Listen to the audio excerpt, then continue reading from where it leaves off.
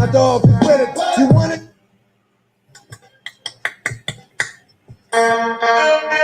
Yes. Good morning. Good morning. Whatever you're doing in the world, what I need you to do right now is and then we go. First we had them like, and now they're like, I don't know about y'all, but like I can't listen to that song without saying the ad libs part. You know what I'm talking about? Like how it's like, stop, y'all thought it's gonna stop, y'all thought it's gonna drop, and then we go like, yes, I don't know about you, but I can't actually, you know what I'm saying, do it without saying, and then we gonna shut them down, open up. But yes, do you even know? Do you even know who? There's this guy named DMX.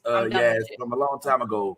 He was a rapper back in our age, you know, in our day, and he was pretty cool, man. I don't know if I don't know if you're familiar, but yeah, there's this guy named DMX. He's pretty cool. You know what I'm saying? I don't know if you ever heard of him. You ever heard of DMX? Yes. Of course, I've heard of DMX. Stop what you're playing. I'm not that young. All right. My bad. All right, don't shoot the messenger, man. It's a beautiful morning. What's going on, everybody? I'm the boy, the real Biz Taylor. We are joined, of course, by the one and only Bad Time Bricks. What's happening? It's the Brick City Bully. What's good? Fresh off mute. It's my bad. Say it again, man. Your good hair got in the way of your audio. Oh yeah, that's what it is, man. That's what it is. What's going on, everybody? My God, this dude look like a Head and Shoulders commercial, man. What's up to you and Troy Polamalu and whatever it is that y'all do? What's going on, Yazzie? How you doing? Hey, guys. How are we doing this morning? We doing all right, man. And, of course, we got the optimist, Mr. Tyrone joins us down here as well. What's popping? Yo, it is a good hair off this morning, everybody. Yeah. We are joined by Tyrone and Tyleem, members of the band Pimp Named Slickback. And yeah, man, we got some special guests as well. But what's up, Ty? What's up, Tyrone? My bad, I didn't give you an intro. What's going on? Oh, hanging out, man. Just hair care routines, juices and berries, that kind of thing. Just trying to get it right. All right, cool, man. Well, thank you for being here. We're gonna go ahead and get into what it is we got to talk about. And of course, it's everything nerdy, everything blerdy. Let's go ahead and talk blerdy first thing in the morning. This is the new Blerd Order. Let's get it.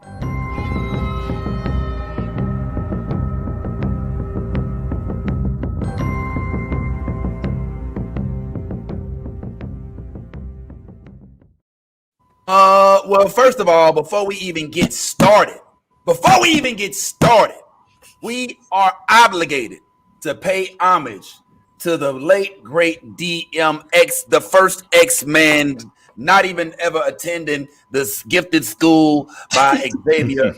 My man DMX is gone, and we know we miss him already because X, with flesh of my flesh and blood of my blood, actually was co-adopted by Marvel itself as well. Tyleem, I know you got a lot to say about DMX passing, bro. What's going on, man? Tell us how you feel, bro. I know you probably cried like I did, man. What's going on, bro? Yeah, man. This is tough for the culture, man. This is one of the legends. We lost a legend.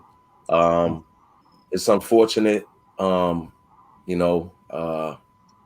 You just wish that there was some way that somebody could have intervened, even though I understand that people have their vices and everything. But I want those who don't know about DMX to understand something. At one point in time, there was Biggie, there was Pop, and then there was X.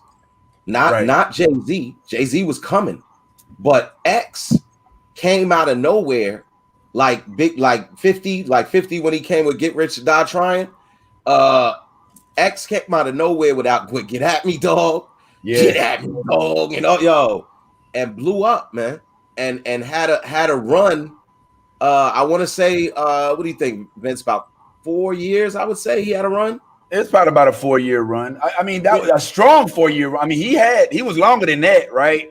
But yeah, his reign, like when there wasn't nothing you couldn't cut on the radio without it. Yes, I said radio. I mean, like the radio you listen to in the car. Not like the one that you got to, log into your Wi-Fi on. Yeah, it was a while where there was nothing you could do without hearing DMX anywhere in the club. And the funny thing about it, Tyrone, is that DMX came out when the South was just starting to emerge.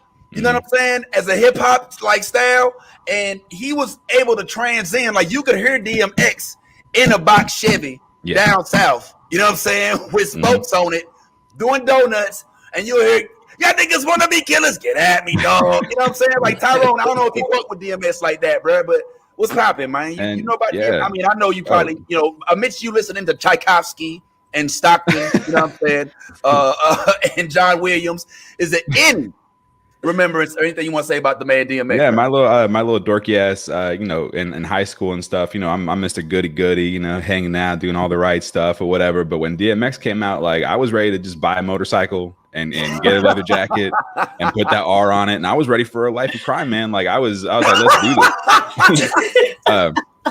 DMX, he was nationwide, iconic, and when his reign kind of ended, everybody was hungry for more. Everybody was like, when's the new DMX album coming out? You know what I mean? Like everybody wanted that return.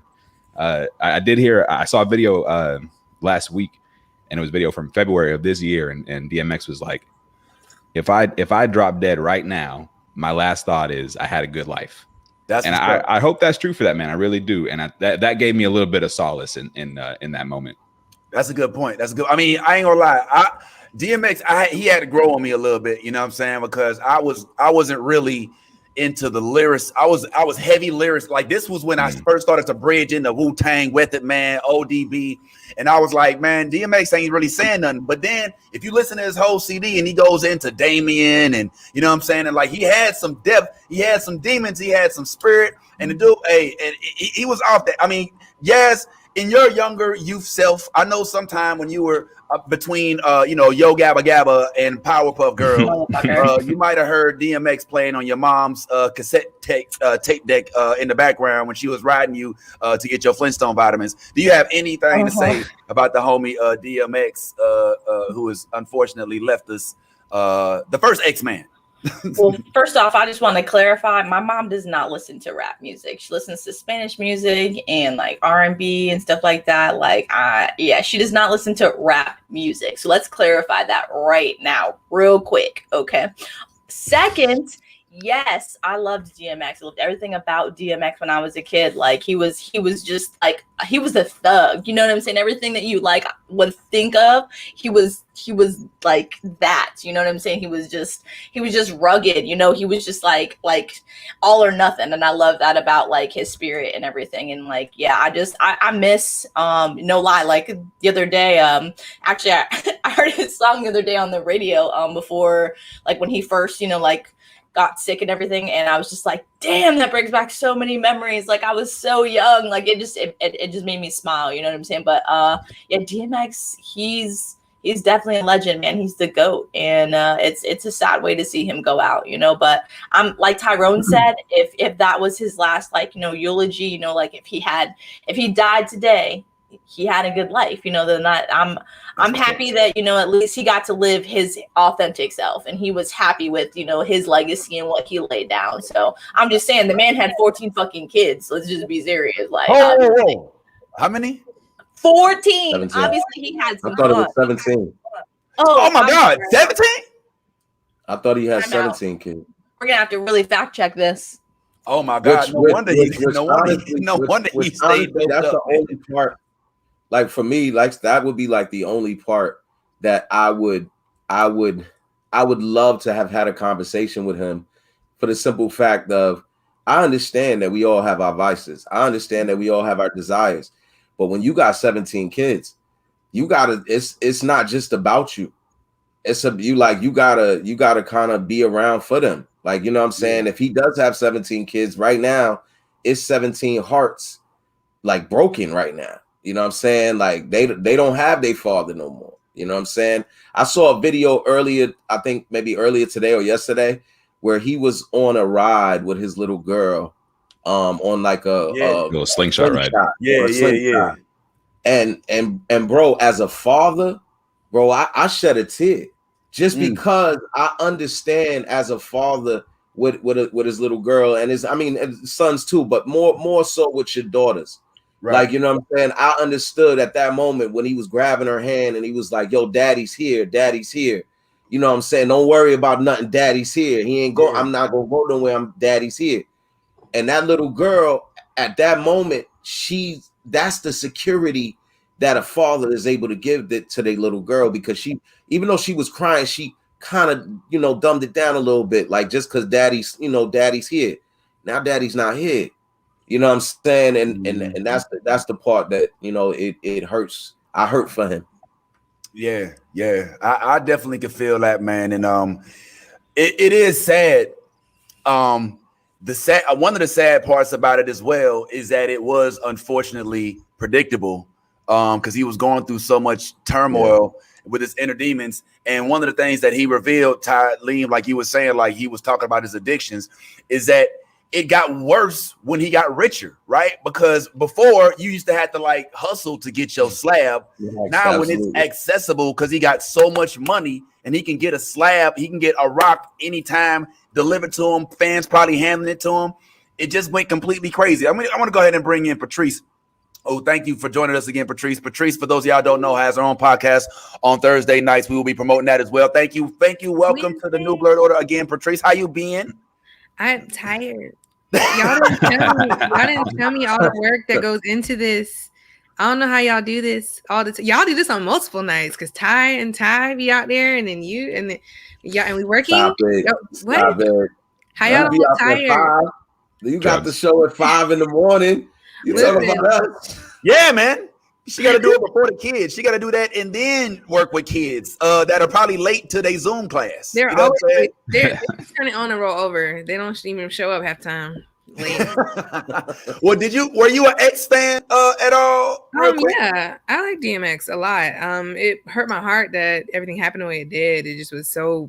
I mean, it wasn't sudden, but it was like we had hope. You know, we're all praying that things would get better.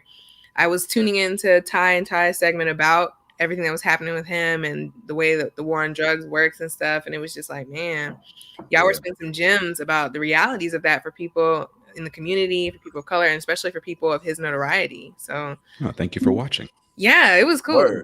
But I definitely, you know, and then all yesterday was even worse. I was already sad. And every time I got in the car, what was on the radio?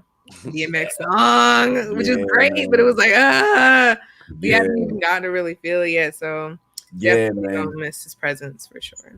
Well, definitely, man. I mean, one of the things that made DMX different is that he, I think, was trying to somehow convey a positive message through thug rap. You know what I'm saying? Like, he's like, yo, where my dogs at? What must I go through to show you niggas real? And I don't really never gave a fuck how niggas feel. I mean, I'll kill that nigga. But let me pray for this nigga. You know what I'm saying? Like, you know, I see him talking to us about the orchids, and all they need is time and attention. And you just see this.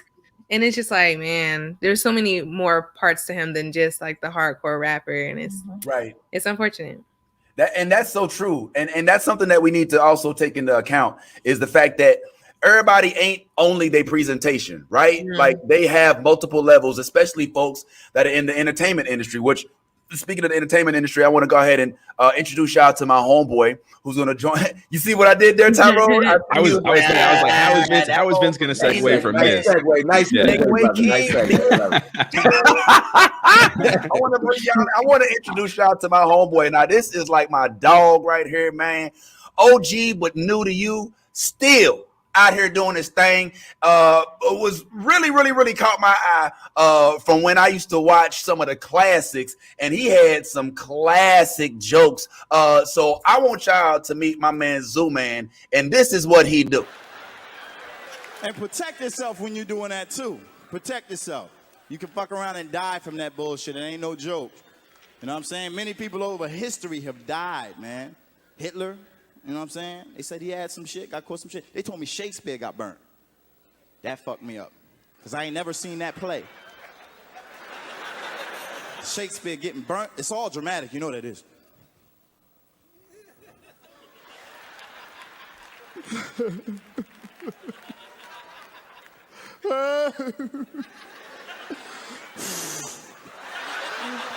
Accursed demons! Am I forever cursed to spit fire from my loins as a dragon does? What manner of witchery is this? Had I only known, God, had I only known that she was not a princess, but a mere hood rat. Section 8 written all over her. Oh, Lord, had I only known the fire of hell doth burn within her legs and burn my penis to a crisp. Oh, Lord, why hast thou forsaken me so? What I would not do to get my hands on that bitch. Doth you not know of such, sir? Have you not been burned? Oh, indeed, let it be known. Stand up and tell the world of your pain, for alas, poor Yorick, she hath burnt you too. Say it with me, to pee or not to pee. Zooman Atlanta, and once again, the Come on, bruh. My man Yes. Zooman ain't no joke. And y'all gonna learn today that my dog brings the fire. And I was happily pleased when I found out that my man is on some Blerd shit too. So without further ado, I want y'all to meet my dog Zooman. What's poppin', OG? What's good, man? Yes. My little Acer laptop acting foolish. Oh, Oh, damn it. why you give him your tech issues, Vince? Hey, hold on. Ain't no snapping, so why you had to transfer your I tech can't hear issues you. there? He said he can't hear us. I can't hear you. Zooman, leave and come back. Man. Call us, Acer man. computer Oh, is, damn. No, leave and gotta come hook back. up to the It usually car works. It's probably gonna crash if he Oh, can't hear no. us. Okay, I tell you what, Zoo. Sometimes. Listen, And then we're they gonna crash. try do sign to language. Can you do sign language? I can't hear y'all, but I read All right. for you. All right. We're gonna commute. We're gonna text message. We're gonna put the subtitles terrible, up. Hey, this is Terrible sign language. No. I learned watching Godzilla versus King Kong. Hold on, I could do this. dopest intro on the planet. He learns That was the greatest alley oop. Chris Paul, Yes. no look, Magic Johnson. Woo! I'm in the corner like this. All right. So just to be clear, man, Yeah, Zooman, our come back. special guest for the day, man. It's interesting though to try and really figure out what's going on without hearing y'all. No. I don't know if Yeah. people just try it like that. I'm goofy like that. I ain't gonna do that though. The party people can't do it like that. The party people can't do it like that. I'm a dip out. I'm gonna go right back. Okay. Get on that. All right. Handy bit. Well, look, Zooman, we ain't going nowhere. Yo, he's making a lot of sounds, and I don't know if you hear them all. Zooman is having some tech difficulties, which fortunately is no stranger to the show. Tech difficulties. So we're gonna get Zooman back on here in a little bit. But in the meantime, we were just talking about our homeboy unfortunately passing away. I say like he's our dog, like he's our boy. But DMX, man, I mean, we grew up with this dude, and he unfortunately passed away. And you know, passing away seems to be happening. Prince Philip passed away. There's a couple other folks passed away. He was He almost was 100. ancient though. He was He was almost 99. 100. I mean, Like, it was his time. You know what I'm saying? Fire milk over there. It was that. They was expecting him to pass 10 years ago. That It was like- he was casket ready though. He Yeah, was really that dude- casket ready. That was Yeah. no. That Yeah, dude he was was he was a living monument. Like he was like, you know how everybody's always talking about taking down Confederate statues. Like he was a statue of like of colonialism. Like he just took himself down. Thank you, man. Yeah, Appreciate yeah, it. yeah. That all happened, man. That was savage as fuck. Thought you I were still good understand. time. My mom is actually British. So and there's not a lot of love for the royal family. Yo, hold up! Did you just break news? Like Right. your Breaking mom is news, British? yeah. Does she have Yeah. an accent? I'm half colonizer. Yeah. Well, the colonizer, we know that, right? But we didn't know that she was a British colonizer. Like we didn't Oh, know. yeah, she's what- OG You know, colonizer. her Yeah. origins. Yep. And once you identify with Like that added Zooman even did. more. Oh no. Yeah, he was not killing only- it, by the way. Not only did X and Prince Philip pass, but it looks like we may have lost one, Mr. Hoskins, unfortunately, guys. I don't know if y'all. Yeah. I mean, by the way, spoiler alert! Yes. We do talk By about the what way. goes on the show, so please be aware of the fact that it appears we may have lost another member of the cast on the Falcon and Winter Soldier show. Now, look, Tyleem, I don't know how you feel about it, but I can't really tell if he actually passed or not. It looks like they made it seem like he did, but they also went back to his face and it looked like he was kind of still breathing a little bit. Do you think that the jury is out on him passing away, Ty, or do you think that maybe he is completely gone and they just were dragging it out?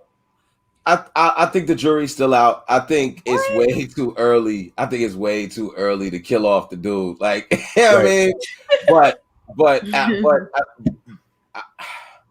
he hit that wall pretty hard. But his skull snapped. Okay, his skull went bop bop. Yeah, You done heard the cracking of the body. I work at a chiropractor, bro.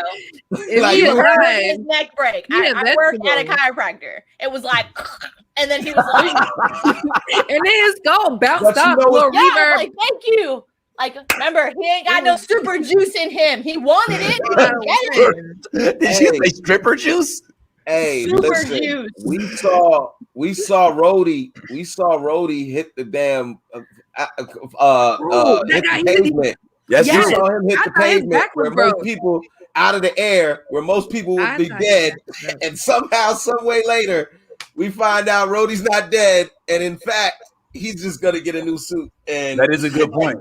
No, even that one guy in the earlier scene, y'all remember the one guy, Torres, when they body slammed him on the concrete and then punched his face? I was like, his back broke. His back was broken, like he's done. And you see him on the phone, like, yeah, man, I went in there with wait, how are you okay? Like, I heard the crack. I'm just saying, while we're talking about ass whoopings, did anybody like rewind and fast forward as many times as I did when Zemo got knocked the fuck out with the shield? Though that shit was great. You didn't see that? Zemo got knocked out with the shield. He took the shield right upside the head. Yeah, I mean, just like, yeah. Tyler was like, oop. Out. Yeah. Well, I thought that Zemo getting knocked upside the head was cool, but I honestly didn't think that paled in comparison, frankly, Yas, to when we finally were able to see the Wakandan warriors back in action. Yo, I ain't gonna lie. The show, first of all, let's unpack the first couple minutes of the show and how Bucky was actually weeded out of his of the spell that he was under by Hydra, that basically made it so that he had to answer to Hydra's bidding after certain words was spit out. And I did not know, nor did anybody else know, that it was not only Wakanda that nursed him back to health, that gave him the vibranium arm, but that also undid the curse through what appeared to be some sort of Wakandan witchcraft. I don't know what that was, but now we know that not only was it Wakandan, but it was Ayo herself who was the one that helped nurture this out of it. Now, Tyrone, I know you and I was like hella excited about Ayo coming onto the show, but now we even know that they got history. So what do you think about the fact that it was her who actually got Winter Soldier to no longer be the Winter Soldier? Yeah, I like that. I think what it did, it also kind of showed us, and they kind of alluded to the fact that they had been working on that for a while, and that was like, you know, here we go, we're going to attempt it. And she was like, I won't let you hurt anybody or whatever. But yeah, I mean, that it goes to show how good Marvel is at saying so much in such a short amount of time. Like, they give us so much history, so much backstory and color for their relationship. You know what I mean? And it was it was a strong start, man. I'm not gonna lie. Like, seeing Bucky break down like he did, I was like, man, like, they're trying to get me started early, right? Yeah, it was interesting. We see Zooman's getting everything back up in shape. So man, my apologies, man. I bought this little Acer computer for like $75 over at the J&J Chicken. I thought the joint was gonna be fine, and it just be doing what it feel like. I had to go to the phone, junk, man. It's all good, man. This the best part, though. This the best part. Hold on, this is what the black woman said, man. Hold on, you can't. I wrote it down. That's what the black woman said. Basically, it was about the jurisdiction of what you ain't got no jurisdiction here. And she hit him with we have jurisdiction wherever we will find ourselves to be. Yeah, that's the post. If you go to the Facebook, on the Facebook post, that's actually what the caption is for this morning's post. The Dora Milaje has jurisdiction wherever the Dora Milaje will find themselves to be. And we found that out. Translation: Get these hands. Yeah, and they did too. Yeah, they kicked the fuck up. These hands, white boy. Get these hands. Yo, look. Can we just recognize how hilarious Bucky was the whole time that John Walker was getting his ass kicked with the puns? He had them shit. They were great. Like, let me just applaud Sebastian Stan because his fucking puns were awesome this episode. I was dying laughing. Oh my god. Oh yeah. Yeah, Marvel's not no bullshit when it comes to humor, but I loved the fact, like, basically, John Walker is basically George Zimmerman at this point, and he's going around playing this whole this global neighborhood watch campaign, and the Wakandans came in and was like, no, no, we got this, homeboy, and he was like, remember the line? This is when I knew he had fucked up, Ty, this one I knew he had fucked up. He's like, all right, let's put the pointy sticks away. Right? The what? Pointy sticks. That may as well be Beskar. You know what I'm saying? Like, these ain't no punk ass motherfuckers. These is like the Dora Milaje that took down Killmonger himself. Don't you ever respect these. Yo, this is like a whole army full of Grace Joneses right here that's ready to go down at any point. Now, Ty, I know you was as excited as I was when you seen this come on, bro. I'm waiting to hear what you got to say. Hey, bad Ty.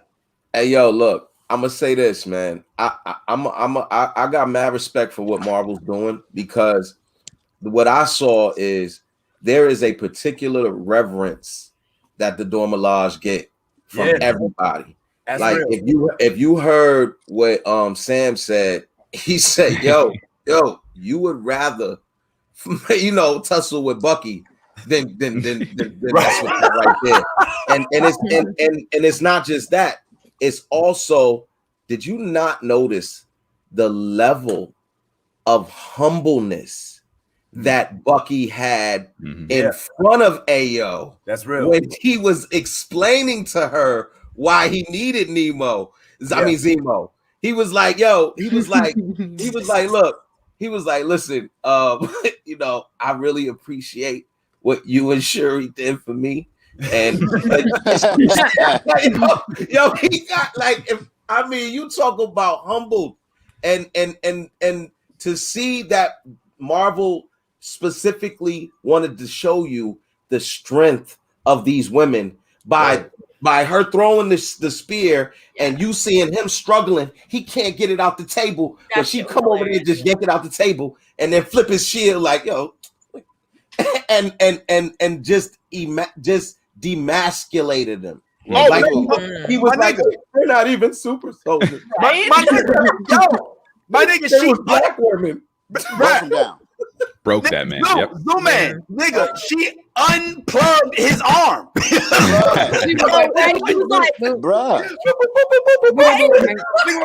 Hey, how she just gonna pull up with the cheat code? She done hit him with the LL. She done hit him with the L2XY. Double tap the B on his. It was the arm don't work. Yeah, all the combos. All of the combos. Did you see his face? He was just like. You know she could do that? No. Sam was like, did you know she could do that? No. Wait. He didn't know she could do it, but he wasn't too shocked. Yeah, right. He was like, you got me. Damn, y'all probably did put a little low jack in the shit. Damn, I ain't think of that. Y'all probably did. Yo, I mean, look at that, bro. They basically put an encrypted, like she said, like a cheat code. It's almost like Ayo had a game genie. You know what I'm saying? You know what I'm saying? Had the Game Pro walkthrough for the Bucky. You know, it just like, I know how to defeat this boss. Boop, boop, boop, boop, boop. You know what I'm saying? Up, down, left, right. Now I'm fighting Mike Tyson. Bam, and there it is. Patrice, it was so easy. Like, because he was like, she was like, what are you doing? You're not gonna use that against me? Our technology, you tried it. Man, hey, can I say something about black women in superhero positions? Please. Just black women in survivalist positions. I'm kind of happy that, across the board, black women, they're showing black women's ingenuity and also ahead of the curve thinking for shit. Yes. I'm gonna take it just a sidestep over to my favorite character on Walking Dead is, of course, this black woman. You know why? Because she picked a weapon she ain't got to reload. Yeah. Hello. Smart. And she the only one who figured out if I cut off their bottom jaw and their arms, I can use them as pets. eventually, bro, they gave up. They was just like, yo, bro, give up. We ain't gonna eat today. It's just, I love how they're showing how these black women should be respected. Like, we got to make them do it in real life, though. Yeah. Word. That's so real. Like, you got to make sure that, but you know, sometimes theater and cinematic movies end up influencing culture, right? Facts. One of the reasons we have cell phones is because of Captain Kirk, right? And so many things are developed based off of cinematic developments. And I don't know, maybe this is one of those things where Marvel is leading. I mean, you used to look at a bald black woman and think, well, where is her hair? And now you're like, oh, I ain't fucking with that hoe. I want to Monica Rambo'd on you. Yeah.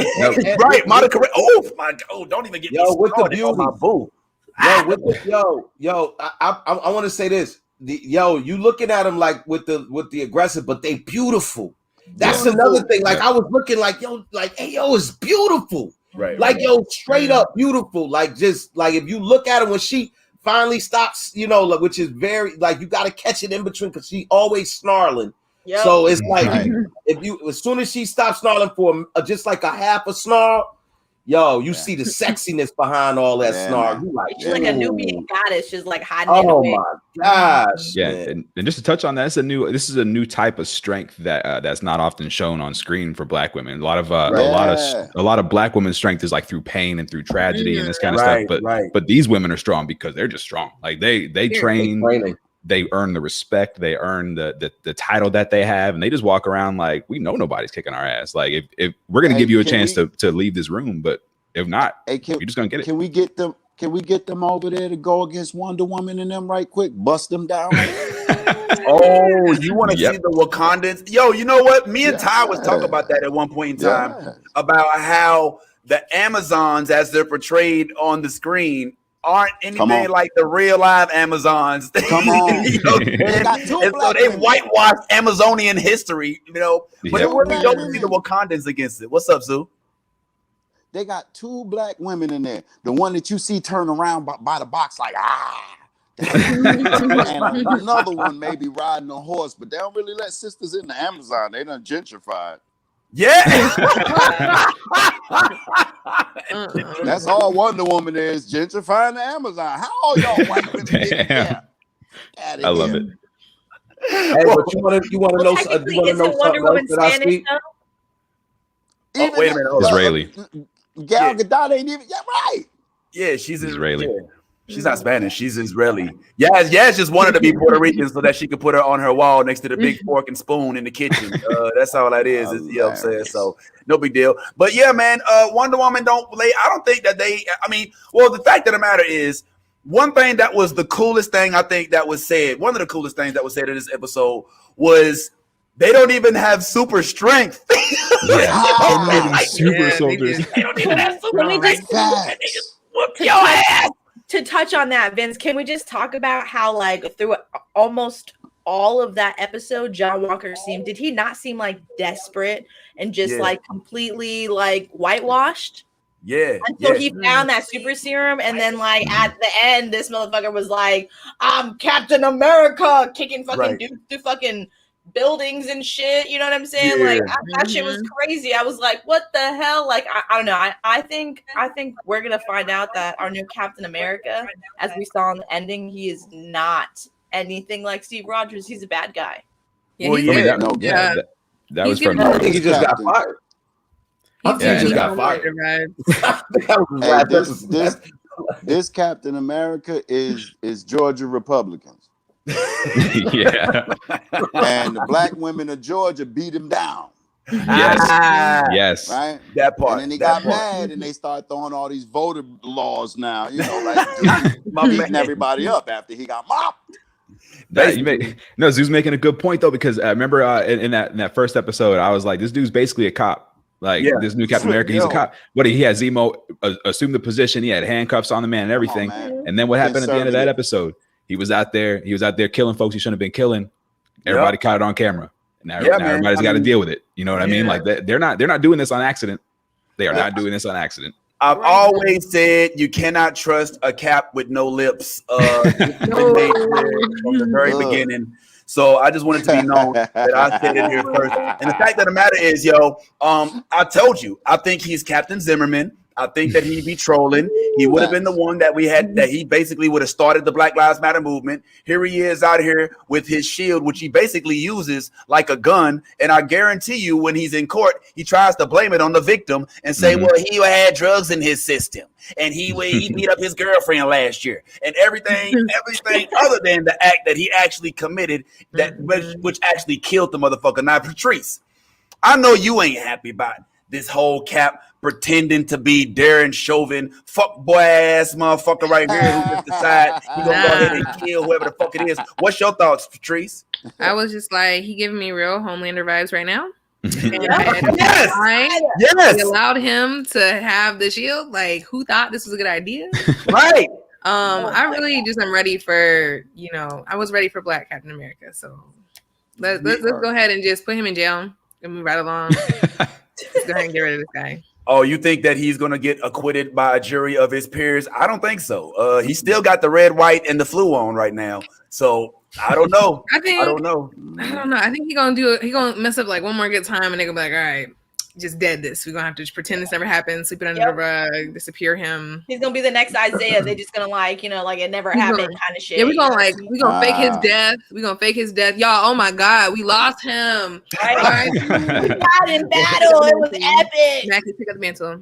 They ain't got to fake his death. He going to be a senator in Wichita.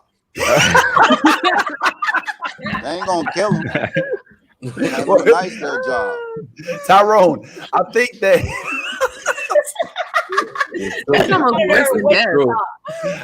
I think what we low-key haven't spoken about is that I think we may have low-key just witnessed the origin story of U.S. Agent himself. Because we know that U.S. Agent in the comics is basically Captain America with a bad streak. And now, because he's been whining and complaining with his AWM syndrome, angry white man syndrome, mad because he cannot use the freaking serum. But at the end of the episode, look what he finds. A little bit of serum. So now you remember at the very end of the episode, he started to exert his new powers and all of that. Because unfortunately our boy Baron wasn't able to get rid of the serum in time. So we actually are now left with him putting the serum in. And can you, here's what I want to say. And this might be, I don't know if this is controversial. I don't know if this is going to seem wrong, but can we really blame him, Tyrone? Can we really blame the dude? He just got his whole ass whooped by women with no powers that don't even live there. You know what I'm saying? Like black women. I don't know what he's supposed to do. Like, what is he supposed to do when you're an angry white man and you got a little penis and they make a pill that'll make it so that it gets bigger? Don't you want to compete with everybody else in Magic City? You know what I'm saying? Like you got to keep a level playing field. Tyrone, am I wrong? I think you're right. But and here's the thing. So like there. Every chance that he gets to mess up, he does. And everybody's giving him so many opportunities to just do the right thing. Get out of the way, keep your mouth shut, don't touch people. But when you're somebody who's dealing with imposter syndrome, when you're somebody who's dealing with your own fragility and you don't think you should be in the position you should be in, except for the fact that I guess you're entitled to it or whatever, then you're going to do everything you can to constantly prove it, even if it means overstepping boundaries and getting your ass kicked. And the thing about his super soldier, exactly. And what did Lamar say about the super soldier serum? He said it just makes powerful people more who they are. So you're not going to become a good man just because you took super soldier syndrome. You're just going to become a powerful ass, fragile ass, imposter syndrome person just out there killing people on camera. So they killed this. They're dealing with this fragility and this entitlement the way it should be dealt with. And they're just like, look, if he just humbled himself for just a minute and just listen to people, listen to these black women when they're trying to tell you, just calm the hell down. Listen to Sam when he's trying to tell you, look, we're doing this, we got this. Yeah, but he won't listen. Yeah, or when he's trying to tell them, don't fuck with them, and he's like, let me put my hand on your shoulder. What's up, Tyrone? I mean, Tyleem. My bad. All you guys look alike. All I was gonna say is this: I I believe like the shoes that he's filling, the pressure of that in itself for anybody, like because Sam didn't want it because he knew the pressure it would be, and yes, the imposter syndrome is in effect, but I don't think what he does comes from a place of a bad place. It just comes from a place of I have so much pressure to be Captain America, and this, like, I don't know, like, I've never done this before. I don't know what I'm supposed to do, but I just want to do something. Like, and I think that's what it always plays into these bad decision-making situations that he gets into, is because he literally wants to do well so bad. Right. And I think Lamar is the one person that understands that.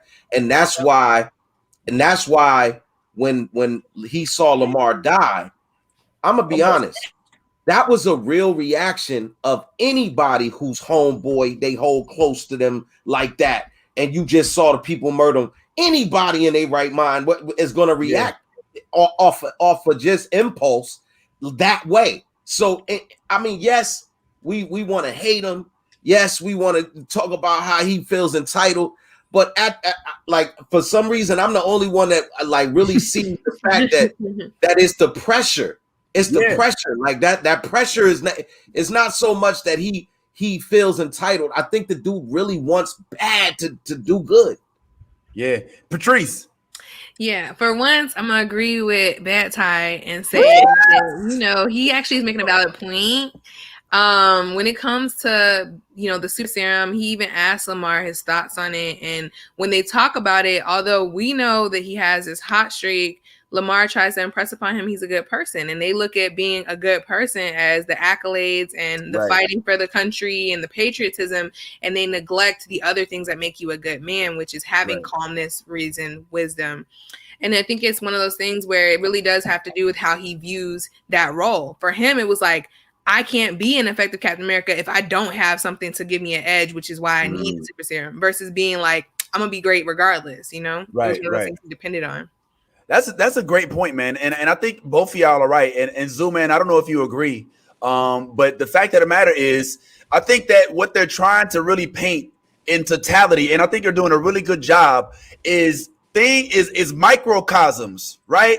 Mm-hmm. What we have here is a series of microcosms. We have the Black experience, which is being portrayed through Falcon. Mm-hmm. We have the white experience, which is being portrayed, the white American experience, portrayed through the development of U.S. Agent, which really makes sense, especially if you take what Patrice just said. He thinks he's doing what's right. He thinks he's helping. He's taking the serum because he needs to be able to compete with these Black women that's kicking his ass. You know what I'm saying? So he can't be going around here. He's Captain America, the symbol of everything. He is all powerful. You know what I'm saying? No lip cap. You know what I'm saying? Yeah. And now he can't do what he's obligated to do if he's getting his ass beat every which way. Now, don't forget, in the first episode when he was actually fighting, he got his ass whooped there too. Like, he ain't been getting his ass whooped all the time, man. What the fuck is he supposed to do, bro? Bro, I'm getting real higher learning Remy vibes out his ass. He supposed to get his ass beat by Busta Rhymes and Ice Cube. That's what should have happened. Bucky and them, go get Cube in them.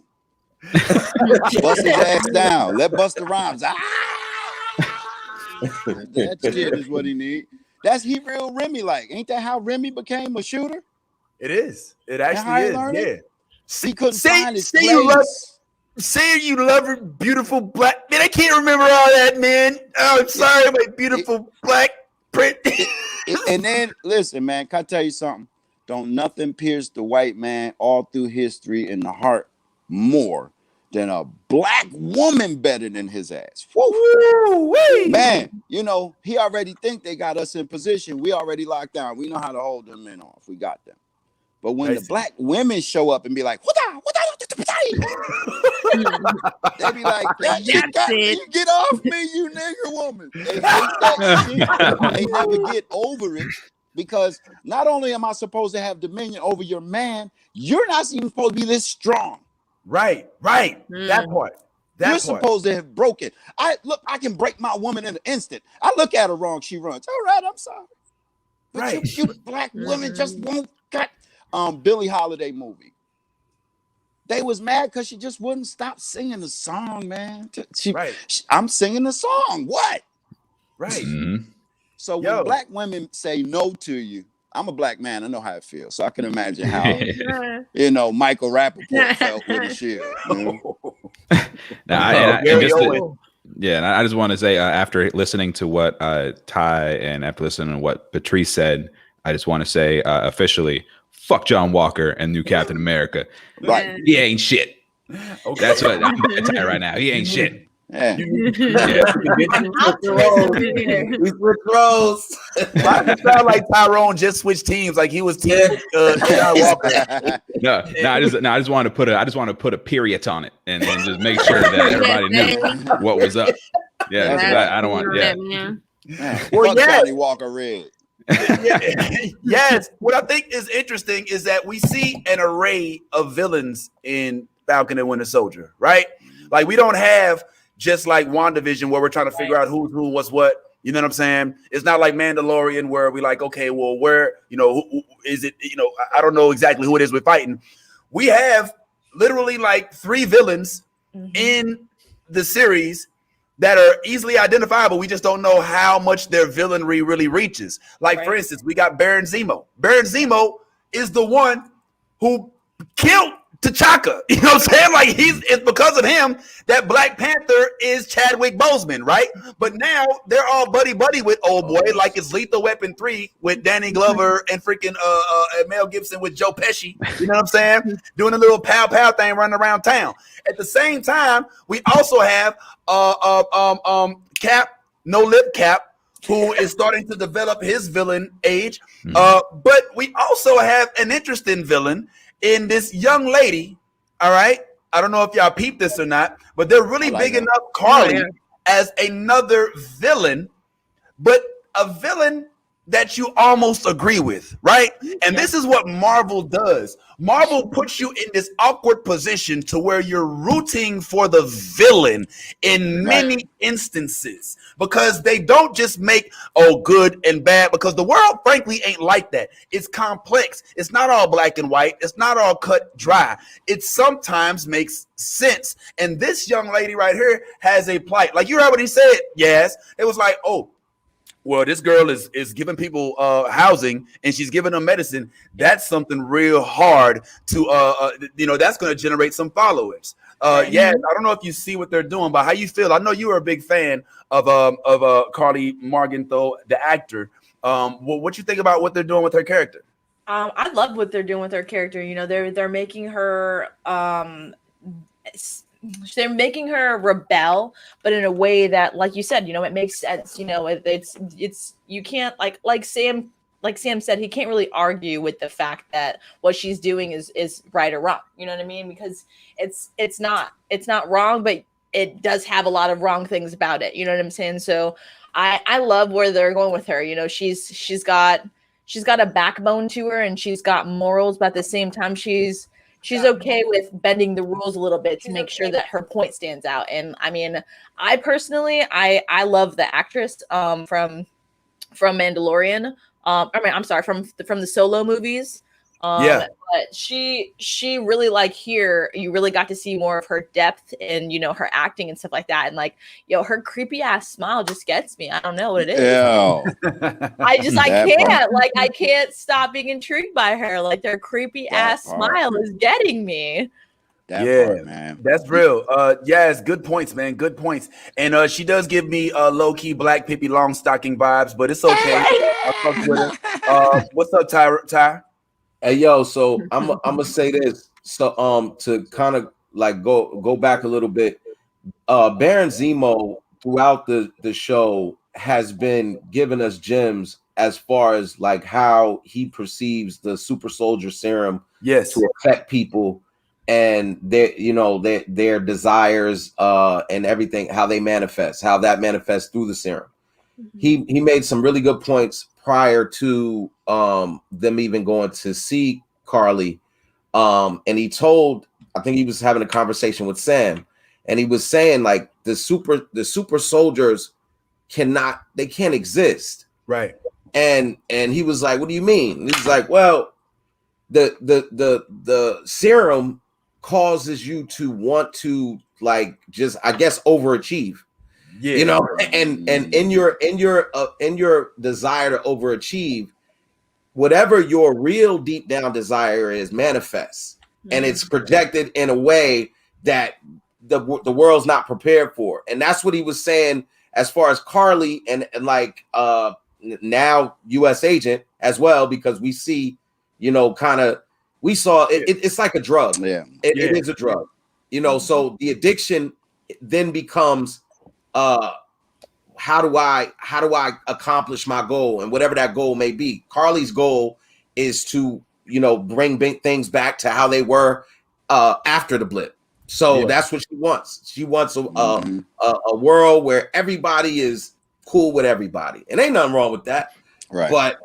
But the depths that she's willing to go now under the serum maybe aren't as, you know, they are way worse than, you know, how she would have proceeded without the serum. And that's what he's saying. Like the serum is changing people's, you know, way of thinking, I guess, in a way. Patrice? Yeah, I can agree with that. I mean, she blew up the warehouse with people inside it. And it was like, and didn't blink an eye, like, we had to do it. Like, it's okay. Right. And the only thing that brought her a little consciousness back was when she was having the talk with Sam, and he was like making her really see. And she was like, well, no, you're making me think like, and she had to walk it back because she literally just was saying it was okay to kill people. But seeing the goodness in him made her feel morally bad about that. And so I think that it was a real reflection moment for her to be like, okay, how are we doing this? Because this is me getting away from Mama Danya and what I've grown up with. Like, this is not all me. But then it's like it sucks because the two forces are against her. You got Sam trying to show her the good in herself, and then you got you know, Homelander over here killing the homie. So now I gotta go out my way and really just I can't be good. I gotta be just as bad as these people. Tyrone, I got a crazy prediction to make real quick, because I'm seeing a lot of parallels between Carly Morgenthau and Steve Rogers. And I think that I think what's going to happen, and it may not be permanent, but I think at some point we're going to see her handling that shield, and for a little bit of like an actual moment, because she's fighting for what she believes in, and she's willing to sacrifice herself for it. Unlike John Walker, who's just kind of like going around punching folks. In Falcon, in the Winter Soldier movie, Steve Rogers, they were talking about stuff that they did, stuff that they had to do during war that they're not proud of. And Steve Rogers talked about, yes, but he did that for freedom, and, you know, disagreed with the way that the country was going afterwards. That's what Carly Morgenthau is doing. Not only that, but Captain America in the Winter Soldier movie got gut shot by Bucky while he was trying to save the world. Carly Morgenthau got gut shot by Zemo. So, you know, these parallels are not by accident. We know Marvel doesn't do stuff by accident. Right. You know what I mean? So I wouldn't be surprised to see Carly Morgenthau kind of in a moment of heroism actually wield that shield and do it better than John Walker could ever do. Wow. That is a prediction that I have to say makes zero sense. There's no way. Zooman, what's going on, man? Well, if we're in the 0 cents era, or you just called my name out coming to the stage, what I'm about to tell you, this is what I think Carly gonna do. I think what we're gonna find out is that Dave Thomas is her father, and that they've been putting the serum in the baconators, and she gonna have this baconator shield with like sharp ass bacon edges. And the difference, her shit cuts heads off. She gonna start with McDonald's, work her way around, everybody getting some. Burger King getting it. Sick of them. Five Guys, she gonna get all 5 of them guys. Cookout, tearing them down. She's sick of Cookout. Waffle House getting blowed down. She got a list. She might have a fight on her hands with Waffle House, though. Waffle House is not going down easy. They don't play in there. That's the Dora Milaje of the restaurant world. Bro, that's a baconator shield. As you cut the whole Waffle House in half. Is Carly supposed to be like the modern day Wendy? Yeah. Basically. Zooman saying that we have Morgan. Go ahead. Oh my God. I was gonna say, Zooman was saying that Carly Morgenthau, we have to thank for the 4 for $4 menu at Wendy's, and look what she trying to do now. Nuggets. She's trying to feed people now, ain't she? Help people now. Yeah. The biggie bag. And she out there vaccinating folks too. Yo, this is crazy. Bro. Hey, yo, Vince. Haven't you seen though in this series that they're kind of like trying to dumb down the whole idea of the shield? Look how many people have touched the shield since Steve died. If I remember correctly, when Steve had the shield, it was only a couple people. We already got like 4 people that done touched the shield, like since the shield has been, out. Like even I don't know who that was with in the Dodge, but she kicked the shield up and wore it on her arm like that shit belonged to her. Yeah, like old girl was like, yo, she was like, yo, give it back to him. She kind of a little bit was reluctant. You didn't see that? She was a little hesitant. Yeah, she was. She was like, I like it. It feels good on my arm. Well, that vibranium was stolen from it's Wakanda. Wakandian made, so I'm not mad at that. Hey, that she got a shield like that at home. Fuck out of here when she was 8. I take a little bit of issue, Yaz, with what Tyleem says, and that's that they're dumbing down the notion of the shield, because it hasn't been just any old fuck boy touching the shield. Like it's been like a real, and with that, I'm proud with your bullshit ass analysis. I don't think that they're dumbing down the shield notion, Tyrone. I think that this is direct from the comic book. Like there is literally a series in the comic book in which they were called the Replacements. Like they literally did do a whole series on this exactly, in which they did, have the shield kind of bouncing around like a baby in tax season. You know what I'm saying? So it's a whole thing going on right now. But I don't think that the shield has yet to be given or put in the hands of somebody who is quote unquote unworthy, or who is not necessarily strong enough to wield it. Because keep in mind, just because it's Wakandan doesn't mean that you could just wield it. Like you still have to, like Cap jumped out of a whole skyscraper and landed on the shield. I don't know if y'all saw it, but I think it was Yaz that posted the meme that showed that Captain America, when he was fighting Thanos, had a whole open gash in his arm and used the shield to like cover it up just so that he could finish fighting. So I mean, I don't think that they're dumbing it down, so to say, like Ty would say, but I do think that they are shopping it, right? Like they're shopping it around to see where it belongs right now as we play musical squares. Hey man, did you just call the shield? Did you just call the shield Kim Kardashian? Now that's wrong. That's wrong.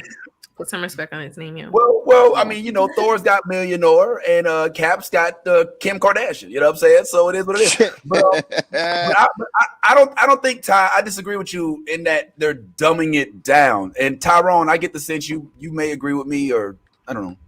Well, I think they're making it a focal point, because they Carly Morgenthau and her friend actually had a conversation about the shield itself and about the idea of Captain America, and they said that it was a symbol of a bygone era. An era where, kind of we just believe that we're the good guys. And because we're the good guys, we got this shit, like we can go and police the world. And that's not the case anymore. You know what I mean? Like we live in a different world, or, they live in a different world. And, we do too. But, they live in a world where that symbol doesn't necessarily mean good. Right. It means it's who's carrying the shield. It's been the theme from the beginning. It's not about the shield itself. It's about who's carrying that shield. Right. Is what makes it like worthy of a symbol. So I think that's why we see it kind of changing hands a lot in this show. And they're trying to sitting there like covered in blood. You know what I mean? They're using the shield as a as a metaphor here, and as a symbol. And I think that they're doing it brilliantly. So if anything, I think they're making the shield more of a less of just like a weapon, less of just a prop, and more of a here's a conversation we're having. Right. I just meant the fact that all I was saying when I said dumb it down is you don't see nobody, like a whole bunch of people you just walking around with Milner, and you know what I'm saying? Like that's what I'm saying. Like in this series alone, we've already seen 4 hands touch the shield. Mm-hmm. That's what I'm saying. Like it's like actually, if you want to be technical, 5 because the little dude who what you call it gave it to at the presentation. They hadn't touched the shield. So it's like it's my thing is that's why I said when I said dumb it down, the representation that the shield had with Steve, it was like that to me was like his pride and joy. Like I'm not gonna let everybody touch my baby. Right. You know what I'm saying? And nobody really has that, feeling about the shield right now. Like, dude takes it off and puts it down to fight Sam. Dude, you got the shield. Don't put it down. Hit him with the shield, dummy. Well, like, if you go fight, let's make it an even fight. Yeah, he did like, let's go. But that's the thing. Like, I don't make it even because you think it's even. But you're helping to make the point, though. You're helping to make the point. You're helping make the point because Captain America was Captain America without the shield. There were times where Steve Rogers put the shield down and whooped some ass. He did it with Batroc in Winter Soldier movie. You know what I mean? The same dude that was in the first episode of Falcon and Winter Soldier. And when he was in Wakanda in Infinity War fighting, he didn't have his shield. He had like the Wakandan arm shields or whatever, but he was out there doing his thing, and he didn't. So I think that the understanding of the shield as a symbol in itself, but only really worthy of that title if the right person is carrying it. I think that it just goes to further show that, because without Captain America behind it, it doesn't have the same value. Without Steve Rogers behind it, without somebody who has that kind of moral compass. I agree. I think that's the whole point of them even doing that, is to showcase the identities of these people and get us thinking about who should be Captain America. What does Captain America even mean? Like, what does a shield mean? Because as you notice, you guys pointed out the people who actually touch the shield, and we start to go in our mind and think about their worthiness. Like, are they people who could be wielding this? Is it something that we want to be the next representation of Captain America and what this shield stands for? And then also different people, different meanings. When the Dora Milaje take the shield back, I saw that as like a homecoming. Like, we made this. We made this. This going home with us. They not worthy. Like, we can snatch it back. We give it power, we take it away. What you talking about? Hand it back. So you guys also have to remember too the conversation between Carly and Sarah on the dock. Remember what Sarah said to Carly?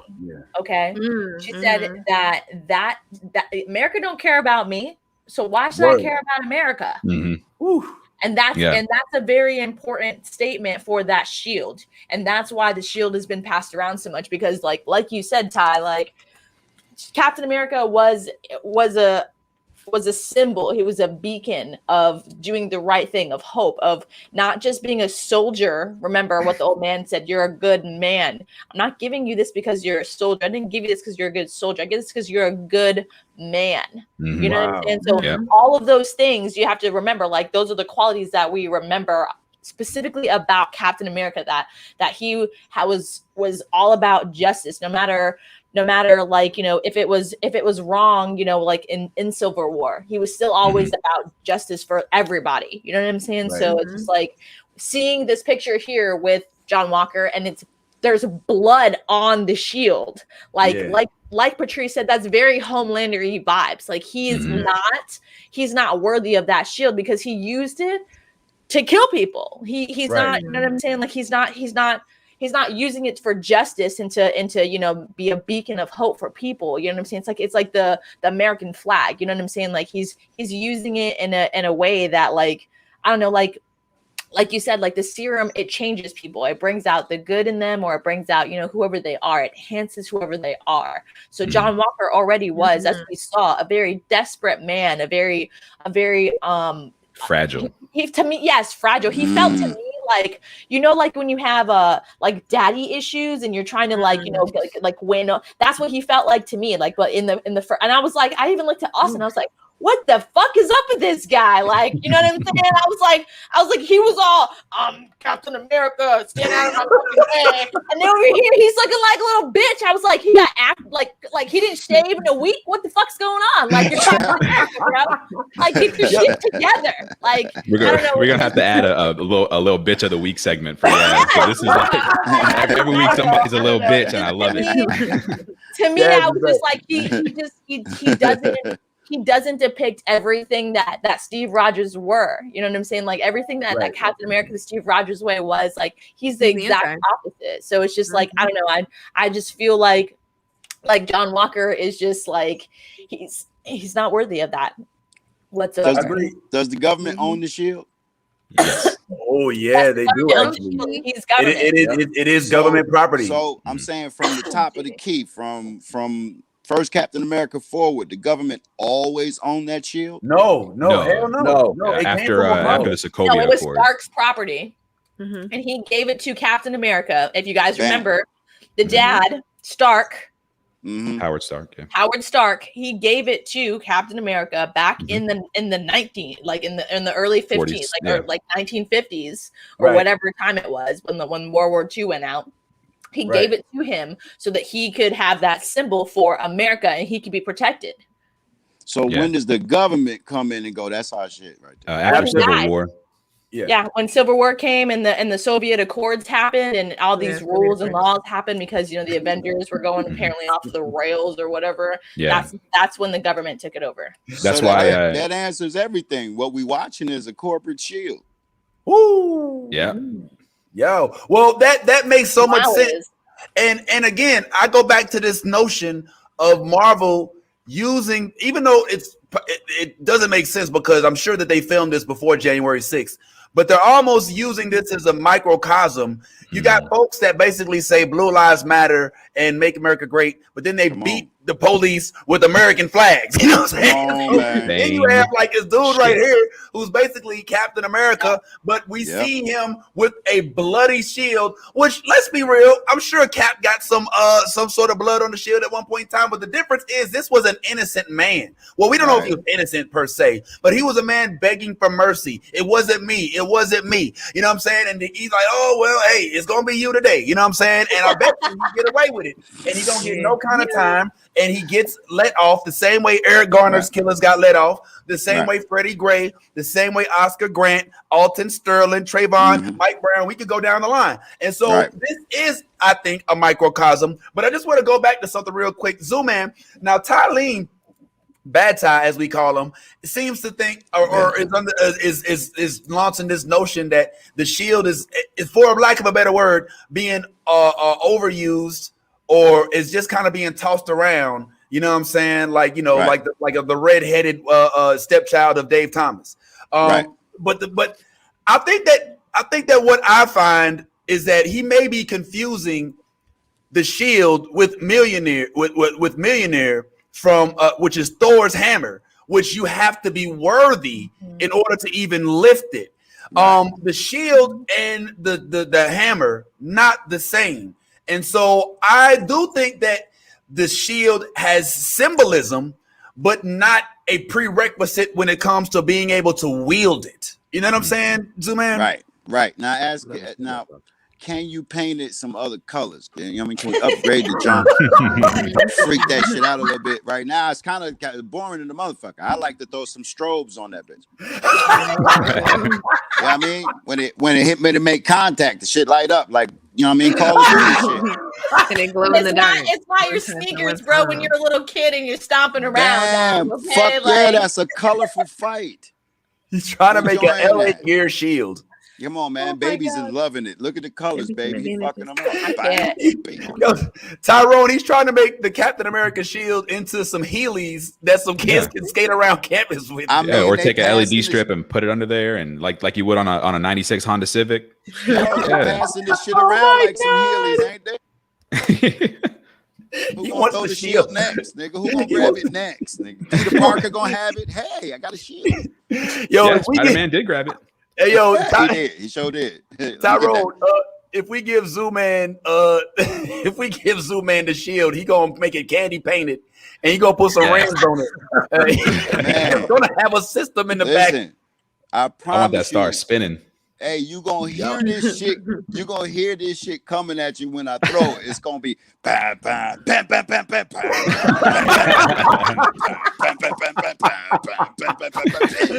Come on, Yo, come on, man. Yo, Vinny, I got a prediction. What up? All right.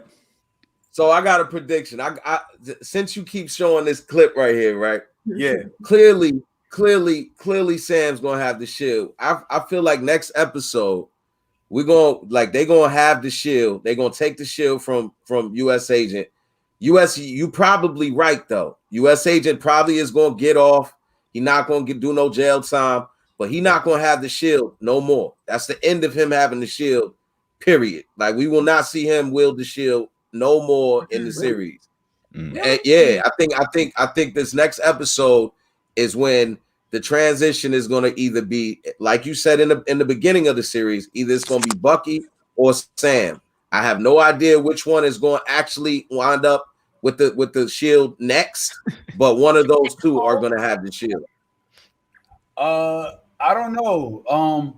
I think that they're going to successfully, just like they do in real life, justify the killing. I think he keeps the shield.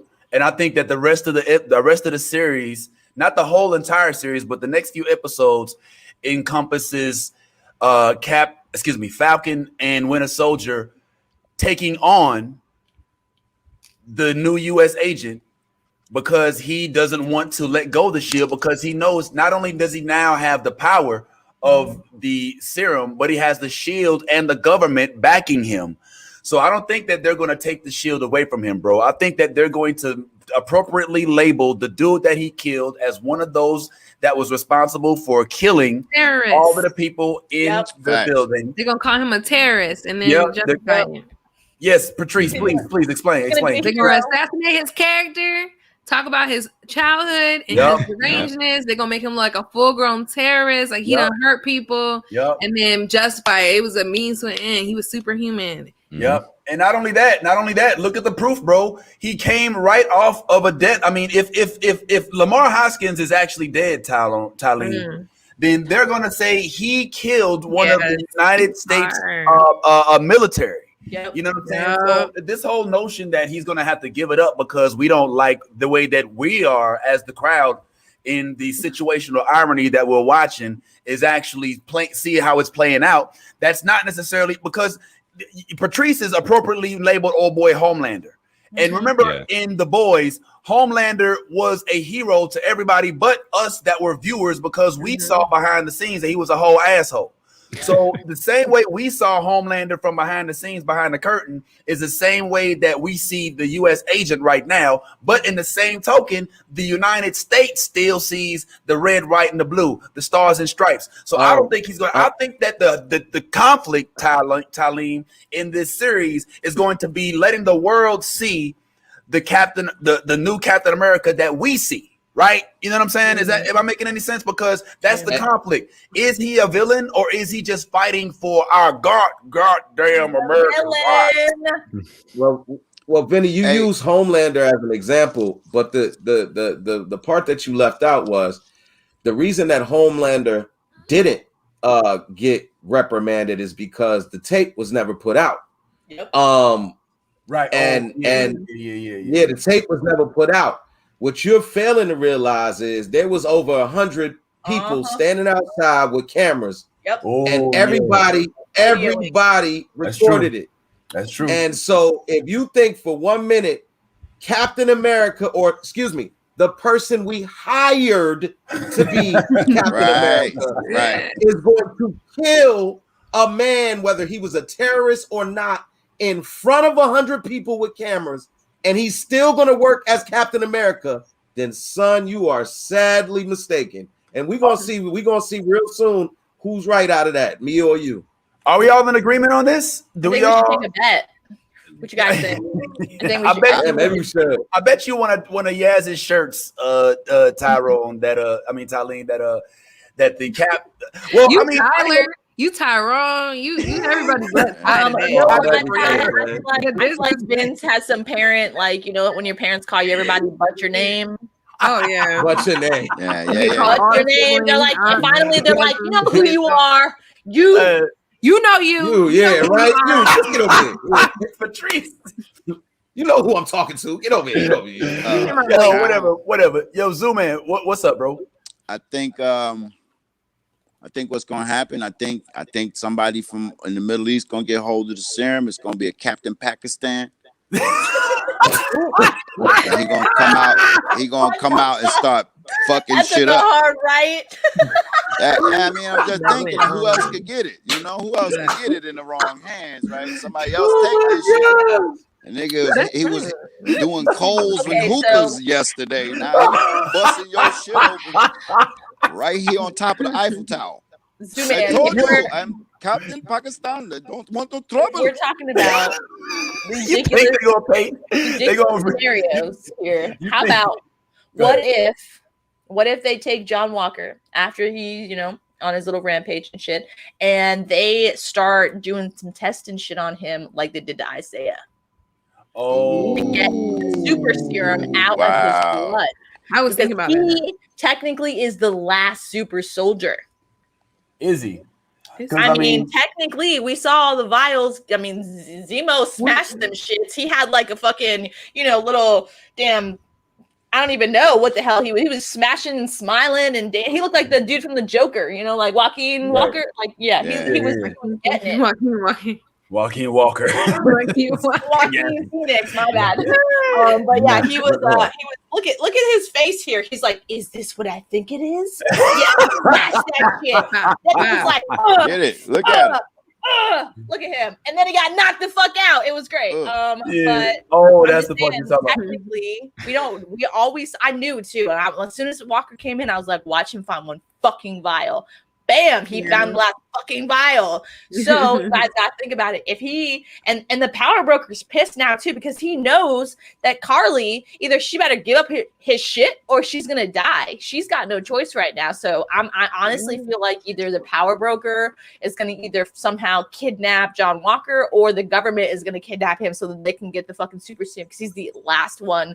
Like, you gotta think about it. He's the last one that was incubated recently. So that shit's still fresh. You know what I'm saying? Like, it's still fresh to get taken out. So I think he's gonna end up like Isaiah, and he's gonna end up fucking just going crazy, and just like that's where the US agent guy is gonna really come out into play. That's what I think. I'm still tripping off the Captain Pakistan shit too. It's hard for me to imagine. Well, I'm just I mean, the only reason why my mind goes there is because we're talking about America and the symbolism of a shield. And right now we're in the times where a shield is a badge. It's another word for a badge. Yeah. And I'm just thinking about the rest of the world. You know, superhero universe is very America-centric. I'm like, ain't no powers really popping off no place else. Well, I mean, these ladies will have something to say about that, I'm sure. And one thing that we did, I think, that Marvel did expose to us again in this episode is that, again, Marvel loves to give us villains that we can see their point of view and almost empathize with them, right? Facts. Like, I mean, some people would say, and just follow me on this real quick. Some people, not all, but some people would say that even in the Infinity Wars saga, that the whole notion that Thanos was the villain was not necessarily the case. Some people said maybe the dude was just trying to get his little thing accomplished. Some people would even say that as we're sitting here watching Killmonger fight against the Dora Milaje, as they called in the episode. Oh, it looks like, I hope he didn't get canceled. Look like we might have got canceled. But anyway, we'll keep going. The Dora Milaje, we'll just hope that we with Killmonger, that Killmonger was making a lot of sense. You know what I'm saying? Like, yo, look, what the fuck was y'all? There was a whole transatlantic slave trade. There was a whole civil rights movement. There was a whole Jim Crow. and y'all over here with all these weapons, all this tech, you know what I'm saying? And y'all could have, yo, what the fuck, you know? And so I think that doesn't that show the difference in the psyche of I'll call them colonizers, but I would say conquerors, because we're the Wakandans are not conquerors, they're innovators.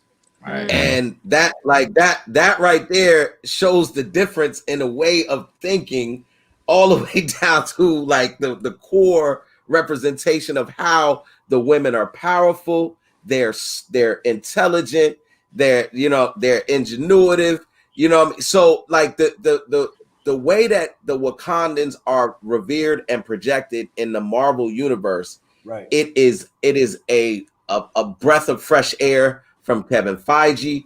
It's a breath of fresh air from Marvel Studios to have this type of representation. Like, this is on that whole the way Gal Gadot and the so-called Amazons, get that reverence. It's the same over here on the Marvel side with the way the Wakandans get that reverence, man, because this is it says a lot, man. They could have been took over the world. Like, you could have, they could have conquered the world already, and they didn't. They just stayed out of it. They said, look, I'm gonna let y'all go over there and do all the fighting and bickering and all of that, while we over here living like kings, queens, princes, princesses, because that's what we about. Mm-hmm. Yeah. That's what we about. Good life. We having an all vibranium party Saturday. Pull up. Come down by the waterfalls, yo. It's gonna be lit. Yeah. Just make sure you drink this to strip all the powers away before we have you. Because nobody come down here with their powers, yo. Don't fight. You gotta strip. You gotta drink before you come in. We don't trust y'all. Y'all like to fight. Yeah, man. Yeah. But one thing that I do kind of want to tap into here as we veer into another subject matter is that there is a series of folks that I believe we, as fans of comics or whatever you want to, whatever culture you want to put us in the box, I think that there's certain villains that we tend to be a little more either empathetic or sympathetic to their plight, even though we know they're still villains. Don't get me wrong. I'm not trying to say, yeah, go ahead, kill that nigga. You know what I'm saying? It's cool. Do what you want to do. But I am saying, like, there are some villains that the producers or the writers go through an extra layer of care when it comes to writing their part with their character arc, so that we can actually feel like they're not necessarily as bad as some people would make them out to be. So we kind of we're in this period, like, we don't know who to really root for. I know I felt that way about Killmonger. Like, I was like, I don't see, the only thing he did wrong was kill his girlfriend. I was like, damn, did he have to kill his girl? Like, damn, shit, he didn't kill his girl. Like, I mean, she was right to die. So why she gotta die? But other than that, it was like, all right, well, stop killing people. And there was even a point where I, frankly, in the Black Panther movie, I was like, T'Challa, you're wrong, bro. Like, you're not seeing this the right way. Because keep in mind, when Killmonger was coming up, he was in LA, right?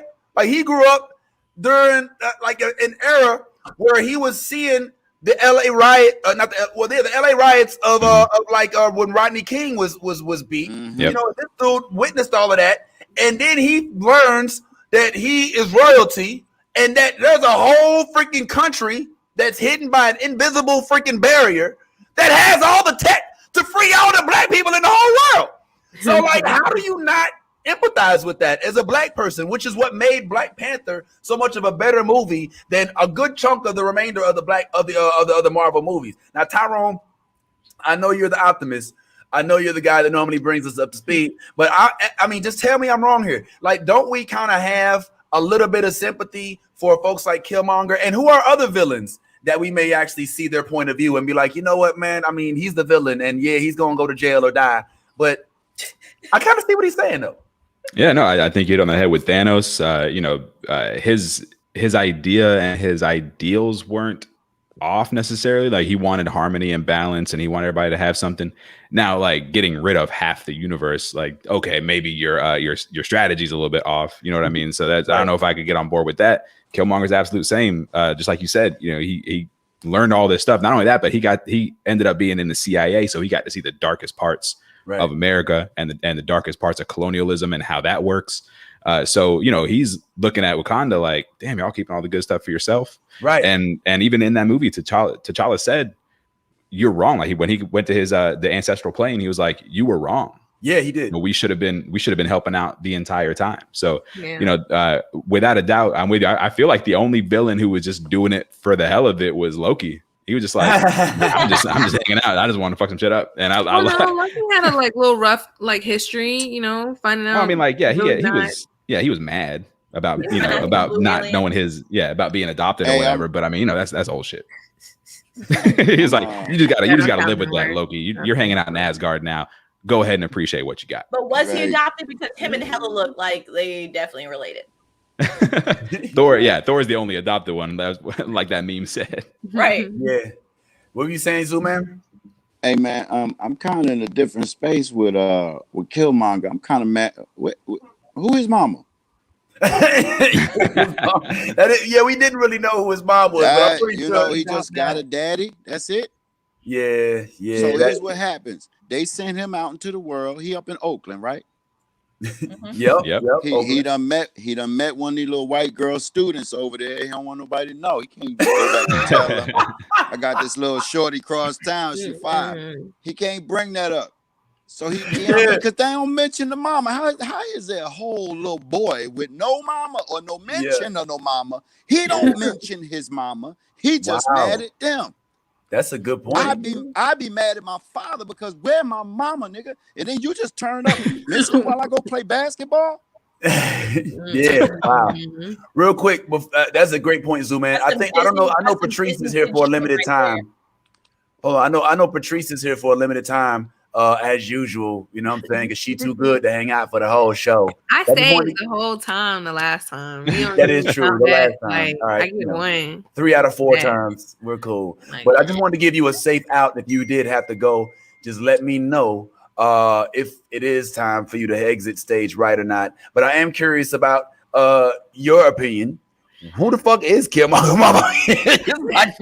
Was he made in a lab? You know, is Killmonger a test tube, baby? What's going on right now? Maybe he died when he was born. I don't know. Well, got a whole mama they ain't say nothing about.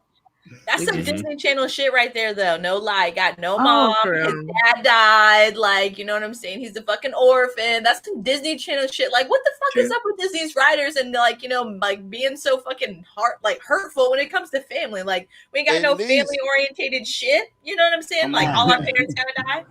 Oh, I guess you didn't see The Incredibles. Huh? I did, but I'm just saying, like, it's just that you gotta think about it. There's like 1, 2, maybe 5 at most movies that are family oriented. How many movies are there where the mom or the dad is missing or they died? Oh, countless.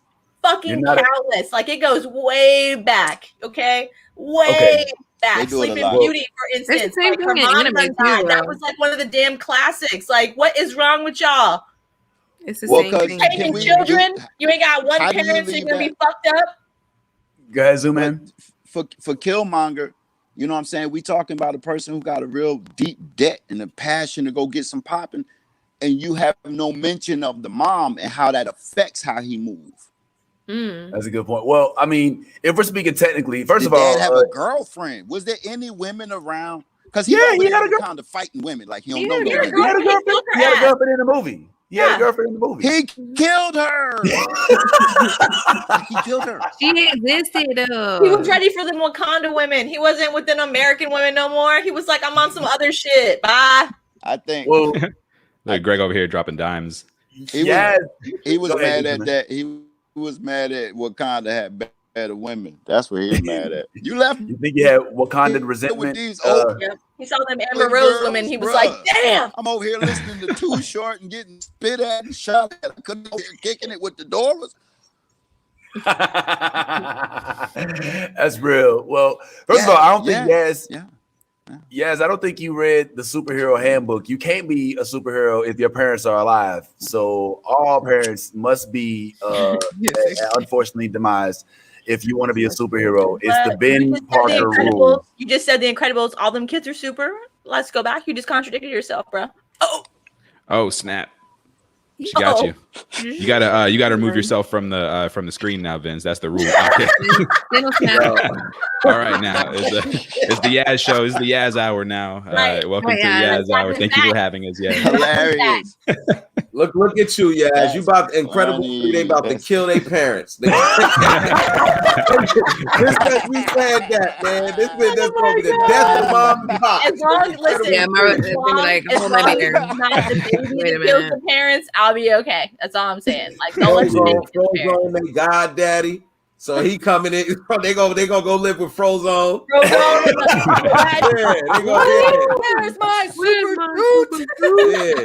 Where's my super we finally gonna hear an angry Frozone. We gonna get an angry Samuel L. Jackson. These damn kids. Why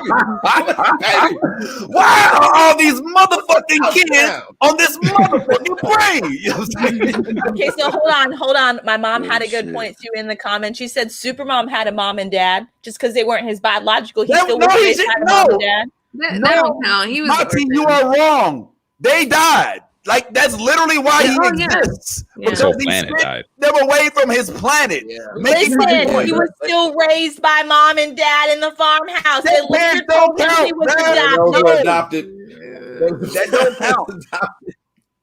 Yeah. Greg's talking about Walt Disney's mom got shot by a hunter, just like Bambi's mom, and that's where it all started. Oh my god! No, I'm kidding. You're like, wow. Fake news. You are corrupting Tyrone. Okay, that's all I'm saying. Corrupting him. What are you saying, Zooman? I can't watch Bambi no more.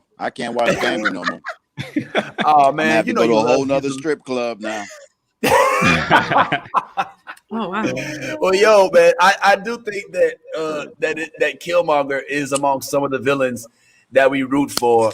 Another villain I think that we low key. Well, you mentioned Loki, oddly enough, which is one of the ones that I had on my list, which Hello is going to be dropping in 2 months, and our faithful Blerd co-star, co-host, whatever we want to call him, Russo, as we see right here, is in Loki, and he will be coming back right after the release of that. But he's definitely one of those non-villain villains, or what we call nowadays a anti-hero, right? Mm-hmm. Where you're not like necessarily a villain, but you're also not a hero, right? But there are some villains that we rooted for. Like, I ain't gonna lie. Like, I still think that this dude right here was amongst one of the best villains. And even though he was a terrorist, I was like, yo, get that shit, bro.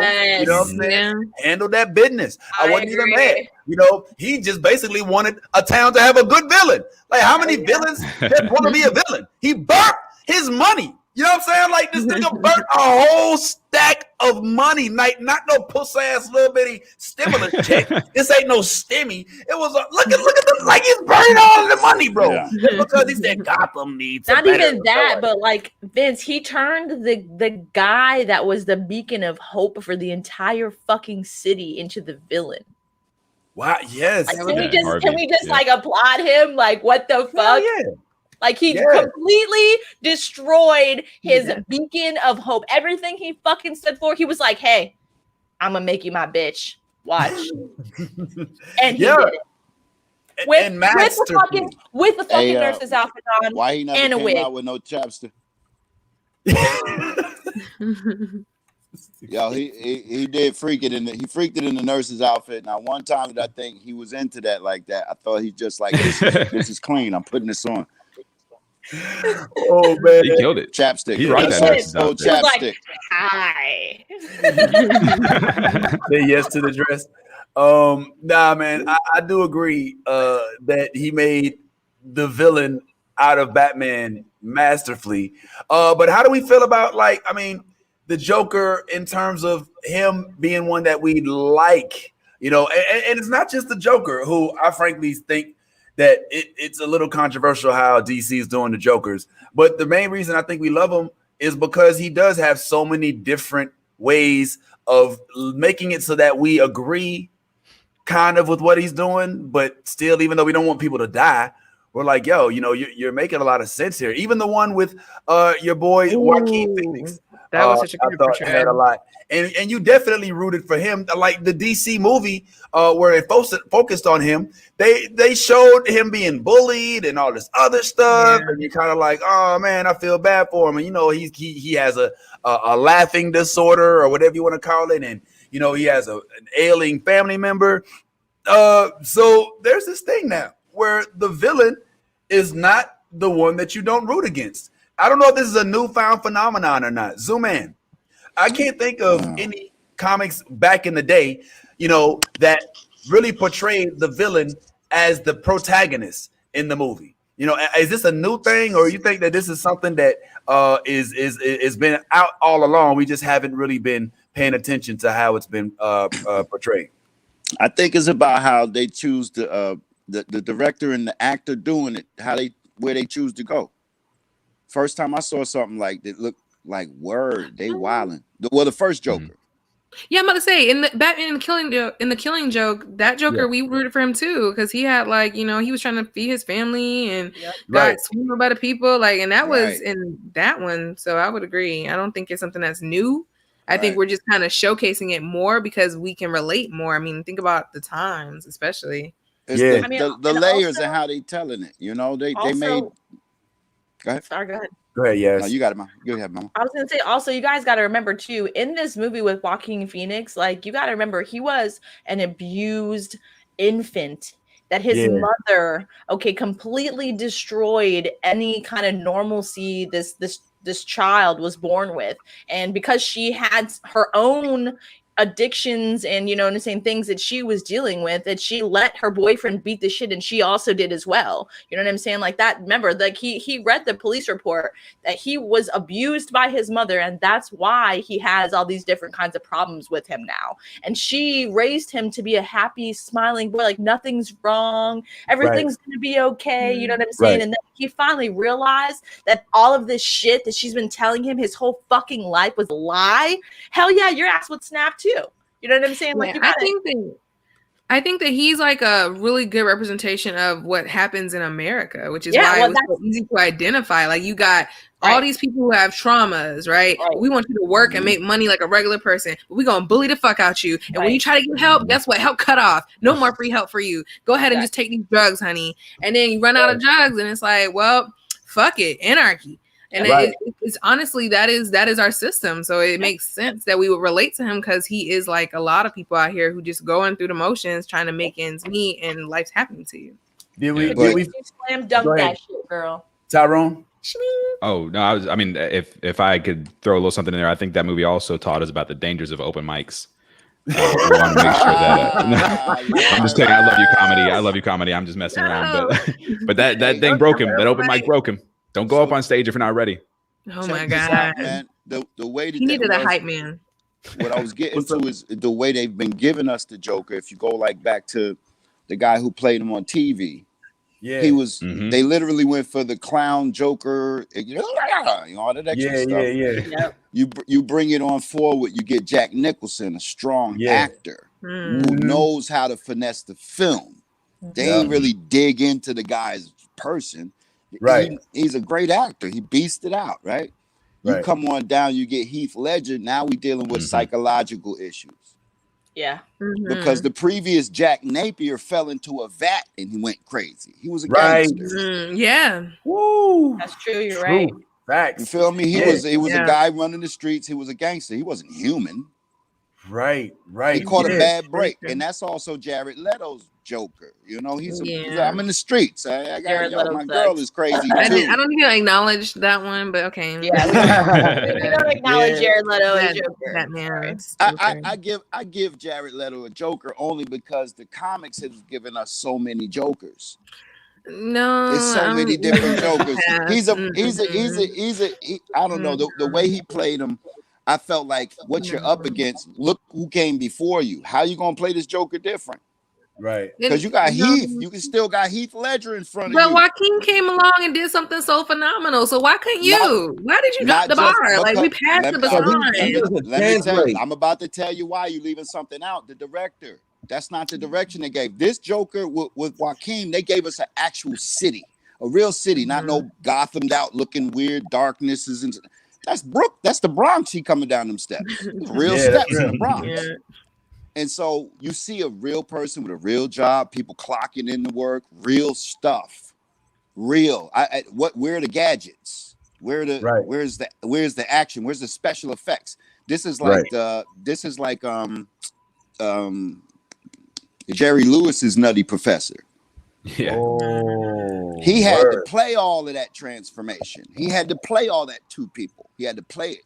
Thank you. That's real. I mean, and he had to do it with makeup. You know, like Zooman has been straight facts, man. I mean, I never really thought about that, to be honest. I never really seriously considered the different origin stories from the different comics. Killing Joke and Joaquin Phoenix's character being more of a victim of, we could say, childhood trauma, right? Yeah. And of bullying growing up, and that ultimately makes him into the Joker, as opposed to the Axis chemicals, the Jack Napier, the Batman with Michael Keaton, who is slated to be returning to the DC universe, we've heard.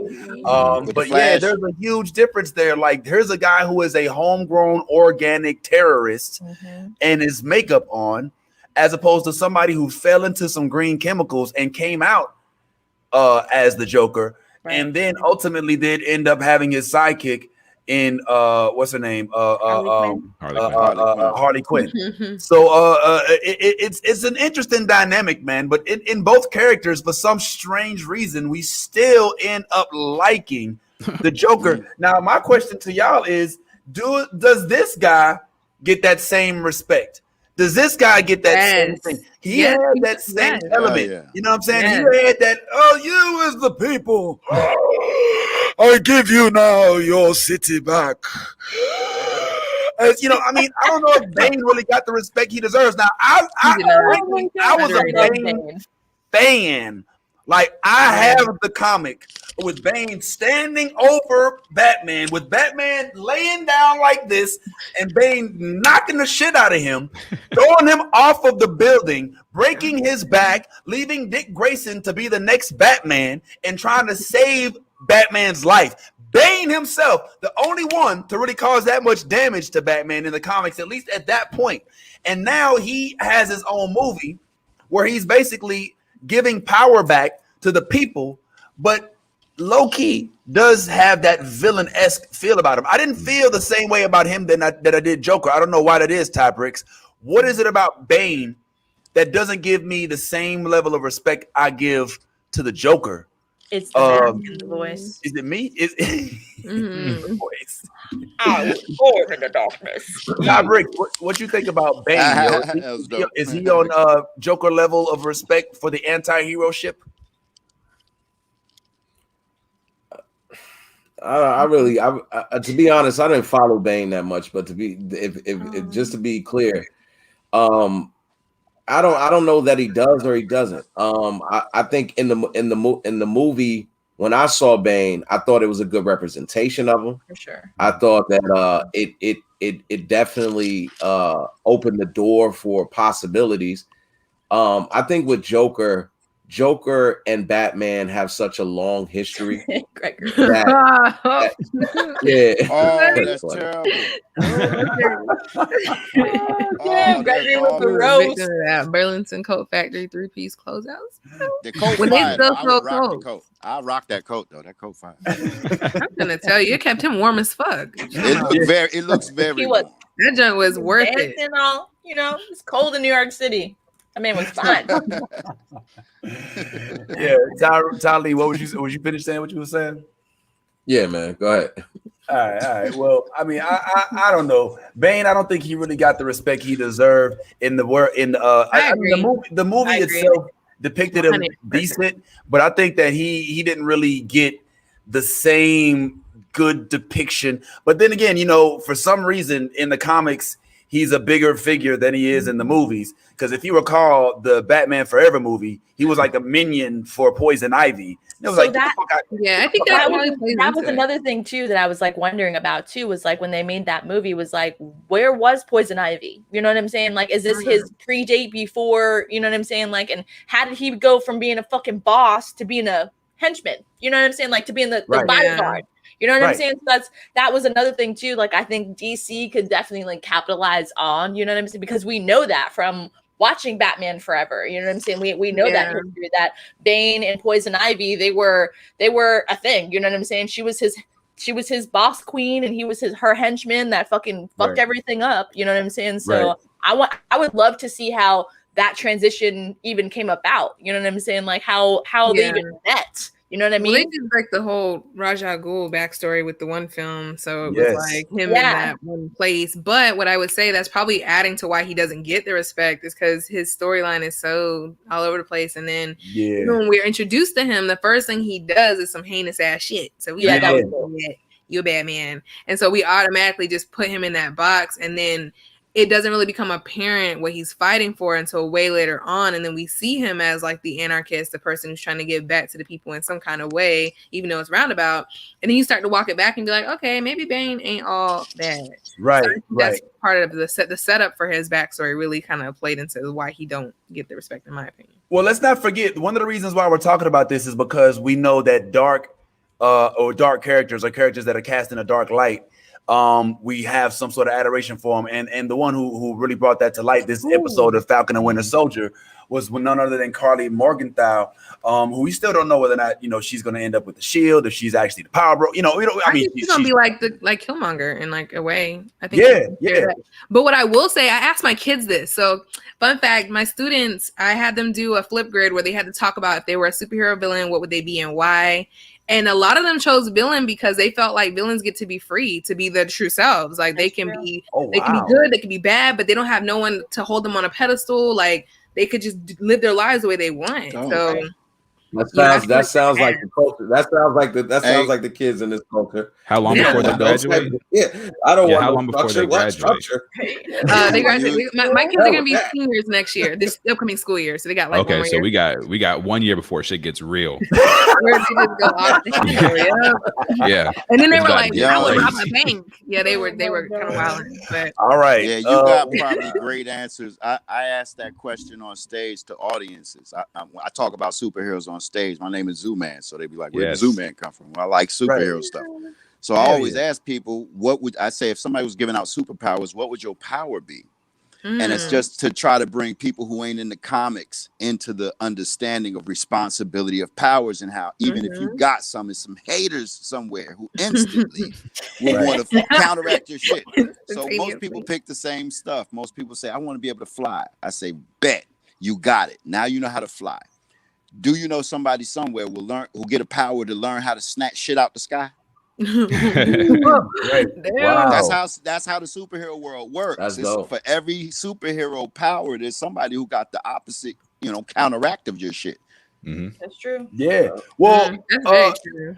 I mean, speaking of villains, and I'm interested to see some of the some footage of people's answers when you ask them like what it is that they would choose as a superpower, because we get all kind of crazy answers. On this show, one of our friends said that he would like as a superpower to be able to cuss at his mom the same way Yaz does. Yeah, that's my arsenal. I wish I could. When I tell you my heart leapt out my chest, I heard you saying that. I was like, oh my God. I hope my mom didn't hear that, because I just like I'm gonna get the residuals. We all did. Yeah, like, yo, what's that bitch? That bitch. Yaz is a superhero. Okay, my mom and I are on a level of respect with each other that we are friends. Okay, so oh my God, we converse with each other and not be so hostile and like she trying to kill me or shove soap down my mouth anymore. I want to be like you when I grow up. I want to be just like you. Yes, I want to be like you. You gotta have a Spanish mom. Like that's all I gotta say. Like, you gotta have a Spanish mom. I'm doomed. Hey Vince, I want to say one last thing about the whole Batman the Batman situation. What's up?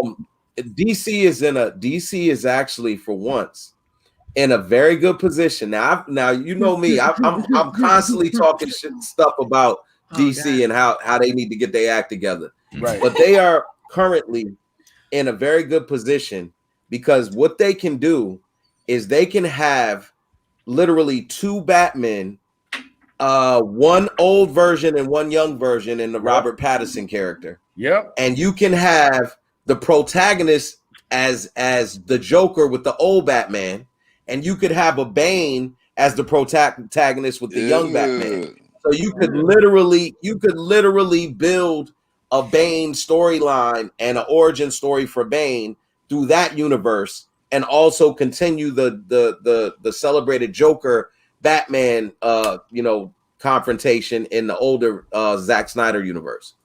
You could. Okay. You could. That seems like quite the mind fuck. Steel cage match. No, like it would be like, like a multiverse type shit. Like we obviously saw the Flash, you know what I'm saying, in the Zack Snyder film. We saw this nigga go back in time, you know what I'm saying? So I mean, that would be something definitely interesting that would help DC's ratings and the box office. Yeah, depending on how that Robert Pattinson version comes out. What's up, Zoom? Yeah. I know. I think they would be better. Oh, go ahead, Mom. Let's do. Go ahead, Zooman. Sorry about that. I was just wondering. I'm pretty sure y'all have already talked about the Zack Snyder cut. Oh yeah. We Check out last 2 weeks episodes, but we can talk about it here too. Yeah, we dive in and drop some hate here and there. I just got one thing to say. Tyrone hated it. Hated it, really? Yes, the guy who normally loves everything, Tyrone. He's like our sunshine and rainbow guy. Well, you know what I'm saying? Like, what you hated about it? I would. What you hated? Well, I would love to hear your thoughts on it because that's a fresh perspective we haven't heard yet, and then I'll jump in and I'll sound like an asshole and be that guy. Funtiness. I just felt gypped. I had never felt gypped of a movie. I've seen director cuts and just they release a whole nother version and stuff. And I know how that goes. But damn, there was so much. It was so much. I was honestly like sitting here mad, going, I was cussing them out. Like I'm cussing to the screen. How the fuck they left all that out? And it was stuff that to me. Okay, so when dude comes up out the water versus he just comes out the sky and lands on the Amazonians. Mm-hmm. In the first cut, he just comes out the sky, blam, lands on the Amazonians. Right. In this one, you see she's standing there having a moment. It puts some texture to the shit. She ain't just dipped. She's standing there watching the shit fall into the water, and then they flew up. Like that little piece. It was moments like that of things that weren't in the first one. I'm going, damn, that really made this whole thing like move better. Because it made me understand how choppy the shit was. I didn't know it was so choppy. I felt something that was choppy when I was watching it, like, okay, damn, now we're here. Yeah. the whole cyborg part. How you left all that shit out? He's a whole fucking superhero. I'm dogging this nigga in the first one. I'm like, who is this robot nigga? Who is this? He whack as hell. Until I get to see his story for real. And I was grateful to have somebody fill in blanks that was the power of the they were in my head, but I let them slide. I was just like, all right, good special effects. Keep it moving. Yeah. And speaking of in our heads and how they miss stuff, we're about to miss Patrice because Patrice is heading out. Yeah, man, she's doing that thing where she dips out on us because we ain't important enough. I stayed like a whole nother 30 minutes. Like she did, and we appreciate you for that. But we want to big you up real quick. Make sure, y'all, we ain't done. Oh, look, we gonna have us. Oh, you gonna miss a good sesh, Patrice. But it's all good. But make sure y'all tune in to the Spiritual AB podcast. Oh God, don't do my name like that. The Spiritual Lab podcast. Say it right. That's what I said. I mean, obviously, that's what I said. But yeah, make sure y'all tune in. It is Thursday morning, right? At 5 a.m. Wednesday mornings, 5 a.m. Anywhere you stream podcasts, Apple, Spotify, SoundCloud. We out here. Why you ask up so early? Because I want that's actually when people download like the most, surprisingly. So I wanted to drop as soon as people wake up. You can start your day with it. It's actually pretty chill. The music is a vibe in the background, so definitely check it out. That's not when I start my day, but okay. Listen, people like me, I get up at 5:20 every day, so I'm trying to help us out. The people who actually got to do that long little 35-mile commute every day. Got something to put on to help you. Yeah, I'm not. I don't know why I work so far away from. Well, real quick, Patrice, I know you got to go, but thank you so much for hanging out with us this morning. We hope you'll come back soon. Yeah. All right, and make sure everybody tunes in on Wednesday mornings before you wake up to Patrice's. So you know what? Here's the best part, though. If you subscribe, whenever you get up, you got the notification, so you ain't even gotta be up. Your phone gonna remind you. Check it out. Look at that part. Hallelujah. Yes. All right. Yes. Well, we'll let Patrice go out with a bang. We know how much you love Winter Soldier. So go ahead and kiss Cap on the lips before you head up out of here. Like that. First of all, I only got eyes for nose. Anthony Mackie is the only man whose lips I'm about to kiss. Okay, the real Captain America. When he gets the show, let me know, because that's my bad. Okay, my fault. Don't disrespect my man's is like that by saying I'm gonna kiss Cap. Like, I didn't know it was that deep, man. All right. I mean, the disrespect you just put on his name like that. Whoever choose that man. I ain't even gonna call him Cap, that man over him. All right. Well, I didn't know you was in love with Papa Doc. Just in case you didn't know, I mean, they say he's a superhero, but his real name's Clarence, and Clarence's parents has a real good marriage. Listen, Clarence could get it, so it's okay. Oh man! All right, well, make sure you get it first thing on Wednesday mornings with Patrice. Thank you so much for joining us, Patrice. We're gonna let you get out of here and sneak away and do all that important shit that you gotta do or whatever. Bye, Patrice. Bye. We're gonna hang out and do cool stuff without her. So you and Anthony Mackie go have a good day. I bid you adieu, kind madam. We love Patrice, y'all. Patrice is there saying, but she makes a lot of good points. Oh shoot, this is a weird view. She makes a lot of good points. Like she was definitely talking about how kids are identifying more with villains now because villains have more free range to be their organic, authentic selves.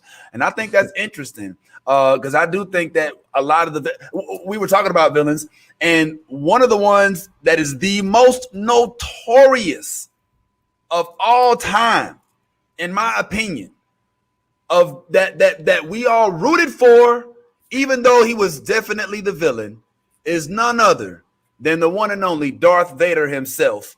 Nobody in the world of sci-fi, comic, whatever, is more embattled, had more of a character arc than Anakin Skywalker, as we sat and watched him go from being a young man who was making his own pod to being a villain who fucks his babysitter. Ew. It's a bad name with a babysitter. I don't know if y'all know that or not. And then having kids that got separated and actually at the end of the day sticking up for them in the long run, right? So who is the most notorious anti-hero, in my opinion, of all time? That trophy has to go to none other than Anakin Skywalker, man. Can anybody on this panel disagree with me on that? Open to the floor. Well, I think longevity-wise, it's tough to beat. But I think given some time, though, Deadpool might get up there. But what? But Deadpool's not a villain. Is he? You said anti-hero. Deadpool's very much an anti-hero. Yeah. My bad. Let me keep it at the villain stuff. Keep it at the villain. Okay. All right. Here. Okay. All right. You're not supposed to talk to me. But yeah, in terms of like villains, let me just keep it with villains then, not anti-heroes. Darth Vader in A New Hope, the very first scene in Episode 4, he is docking with a rebel ship where he's looking for what we learn is his daughter, so that he can extort information out of her, so that he can blow up the planet and show that this freaking video, that this star that is a moon, that is a battleship, in actuality has all of these powers. He was the villain in the beginning, but in the end, we're like, oh man, he saved his son. You know what I'm saying? And we end up having empathy for him. So I mean, I don't know, man. Maybe I'm just spouting off here. I would love to agree, but there's one thing keeping me from it. There's an asterisk next to this man's name in that area, because James L. Jones voiced that voice Yes. the entire duration. And when they finally took the mask off that mug,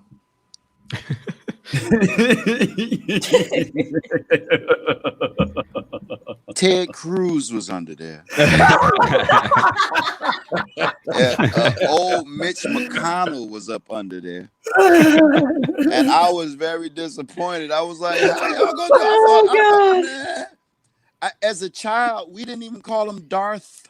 We called him Dark Vader. Yes, we did. Yes. It's so you real. know how many years in a row I was Dark Vader? Yep.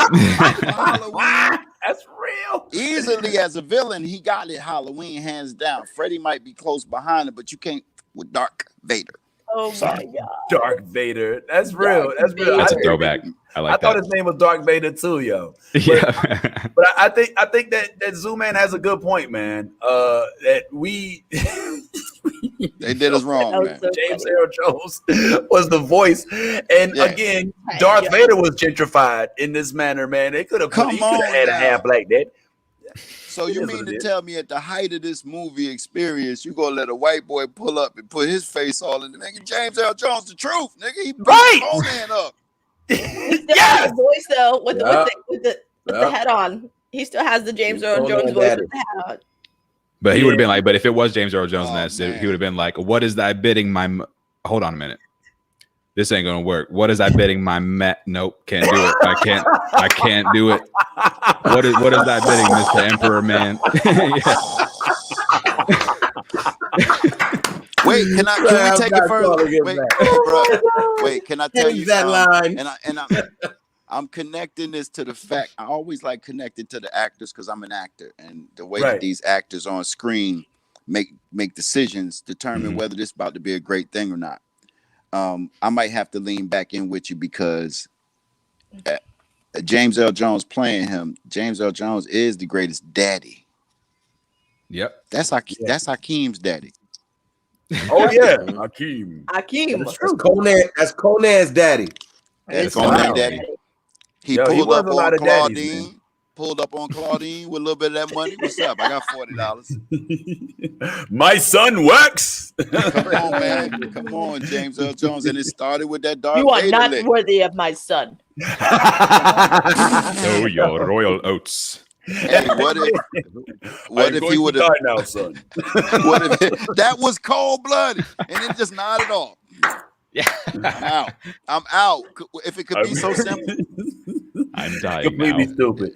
Just a couple other real quick, man. I wanted to drop these cats. Even though I think that Darth Vader is indeed the most notorious of villains that we rooted for, the only other one that I think holds a close light to that is none other than the one and only Magneto himself. Magneto, who, if as long as it's not a fiction, Stan Lee originally molded and modeled after Malcolm X. Come on. As he believed that Malcolm X and Martin Luther King were basically the white mutant versions of, were basically Professor X and Magneto. And what were their differences? The difference in their plights was that Magneto, Mr. Martin Luther King wanted to do everything peacefully. Malcolm X was like, by any means necessary. And Charles Xavier was like, nah, we need to make peace with the humans. But Magneto was like, man, fuck all that. They are beneath us. We are better than them. Why do we need to make peace with them? And for us in the black community, we low key like, yeah. You know what I'm saying? Like, we gave y'all science, math, and technology up in Alexandria back in Egypt. We gave y'all astrology. We showed y'all how to navigate amongst the stars, but y'all still found a way to colonize us. So I think that Magneto goes on that Mount Rushmore of villains that we root for, Zooman. I don't know how you feel about that. Facts. I wrote Magneto down, bro, on my piece of paper. You know, I took my little notes and shit. My shit got Magneto on it. Okay, I'm set. My man is doing like legit research. Go ahead. And can I tell you why? I'm actor based, right? The brother that played him, Where my sound go? No, you're good. You're good. Oh, there you go. Yeah. You just have us enthralled. Yeah. We're just in. Yeah, we're just like, yes. Hey, so the dude that played him in the X-Men, it's the class and elegance that he brought to this character. And every time he would reference Professor X, he go, "Oh, Charles." I used to love it. I used to love it because he would carry him like such a little water boy, like, "Oh, Charles." Yeah, you're right about that. Emotional, Charles. He did say it like the old man that like played Magneto. Yeah, Ian McKellen. It was like hella like exactly like that shit. That was so funny. Oh. Charles, they'll never listen to you, Charles. Yes, it was like I'm trying to put you up on game, Charles. Right. Yeah. They should all be destroyed, Charles. And I mean, listen, Magneto was the Killmonger of the X-Men universe, right? Like he's just look, bro, we need to knock these motherfuckers out. The longer you sit and placate them like we equals, the longer they think that they have a chance to fight with us, which is what we know. Somebody learned recently. Like, yo, look, bro, don't fuck with these motherfuckers. You know what I'm saying? The longer you let them think that they, even though y'all got super serum and we don't, we finna kick your whole ass. And so I just think that Magneto goes up there. I'm definitely gonna say him. There's one other character that I forgot to mention, but I think in the Spider-Man universe, Doc Ock is one that goes up there on that board too. Because I mean, Doc Ock, he just wanted to, he's a fucking genius. You know what I'm saying? He went crazy because he was so freaking smart. You know what I'm saying? Him, Mr. Freeze. I think that these folks all go on that Mount Rushmore of villains that ultimately we kind of subscribe to their plight. And we low key, we know they bad, but you like, oh, but if they win though, it's all good. You know what I'm saying? Like, I ain't mad if he win. And so I want to go ahead and throw. I want to throw one in there, man, because I can't even believe you left him out, man. Man, I don't know how you left. I don't know how you left Skeletor out, man. Skeletor was one of the best villains, and all he wanted to do was get some of that power that they hiding over there in Grayskull. And that's he said, like, look, he's like, He-Man shouldn't be the only one that's entitled to all of the power. Like, no, I mean, I'm mad at that. Yeah. Get the fuck out of here, bro. What the fuck is you talking about? So wait, if we're really Skeletor, man. No, nigga, you stupid. Skeletor. All right, you right, man. Fuck it. Gargamel. Got to.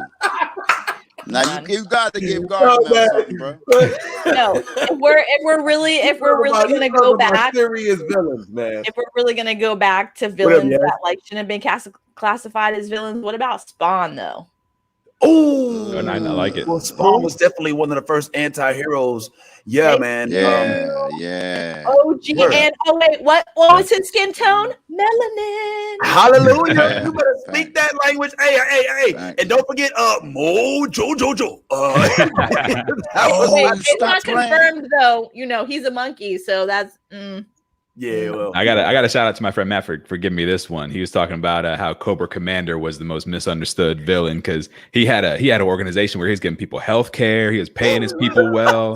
He had they had nice break rooms, they were maternity leave, all the people, and then the GI Joe just came in, they were just shooting everybody up. I'm just trying to run a good company over here. I got one. What up, dude? Ricardo Montalban's Wrath of Khan. Oh, nice. I never knew he was that diesel. Did he buff up for that? I mean, he had the shirt open. You know what I'm saying? I mean, he must have buffed something. up, yo. He buffed up. He was doing that old school exercises. He did like 3 push-ups and drank a bottle of whiskey, and then that's how he looked. Yeah. Jack LaLanne exercise. I wouldn't even say just Ricardo. I would say even Cumberbatch, Benedictine. I think both of the cons were dope. Yes, his was cold. Yeah, his was cold. Can't take it. So Gregory Clemens Jr.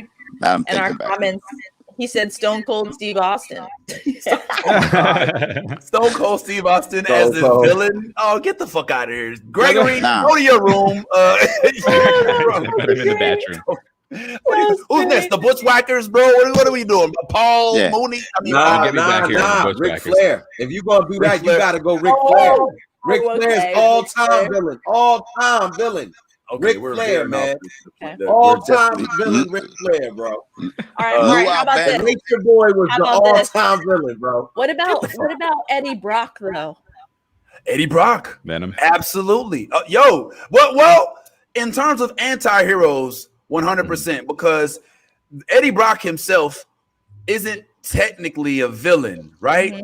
I mean, we know if you're a fan and you don't just judge him based on his appearance, like my mom did when she took my poster off the wall and told me that I was filling the house full of evil spirits because I had Venom on the wall, which is a true story, by the way. Venom is not a villain. Nope. Contrary to popular belief, he simply hates Spider-Man. And I get tired of explaining this to people. If you even watch the movie, he wasn't like he was the hero of this movie. And I look forward to seeing what he does with Carnage, because in the comic books, Spider-Man, even Peter Parker, because Eddie Brock knows his alter ego, actually just basically took Eddie Brock's life. You know, I mean, Eddie Brock had the girl, Spider-Man takes his girl. Eddie Brock had the job as a photographer, Peter Parker takes his job. Eddie Brock ends up wanting to be super strong, but who ends up getting super strength? Spider-Man. So this whole notion that Venom and Eddie Brock is even a villain in the first place is controversial, because he technically isn't, Zooman. I mean, I don't know if you follow Spider-Man, but I don't think that Venom is a hero. I think that's a good call, Jazz. Thank you. Ahead, well, let me just I'm with you on that. He hates Spider-Man because my dude from go ahead, man. No, go ahead, Zoo. What's my man from that 70s show? Topper. Topher Grace. He played Venom.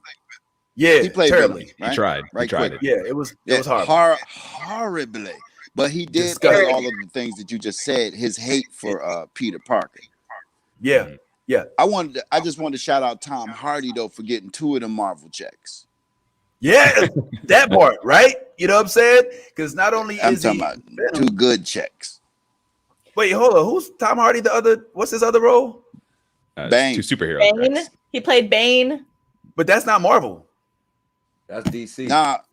Oh well, shit. 2 hero checks either way. 2 comics. 2 heroes, yeah, but he's in both franchises. I didn't even nerd check you, bro. I didn't. No, listen, bro. Put him in the timeout box. Put him in the bathroom. No. But yeah, I think you was thinking about, who does get 2 checks is my man that Thanos' voice, and it's also Cable. Josh Brolin. Oh yeah. Josh Brolin. Josh Brolin. Yeah, Josh Brolin had a dumb year. Yeah, man. This dude was Thanos. That year, so he's a hero and a villain. You know what I'm saying? There's talk about him having a was dumb. Yeah. So what's the name?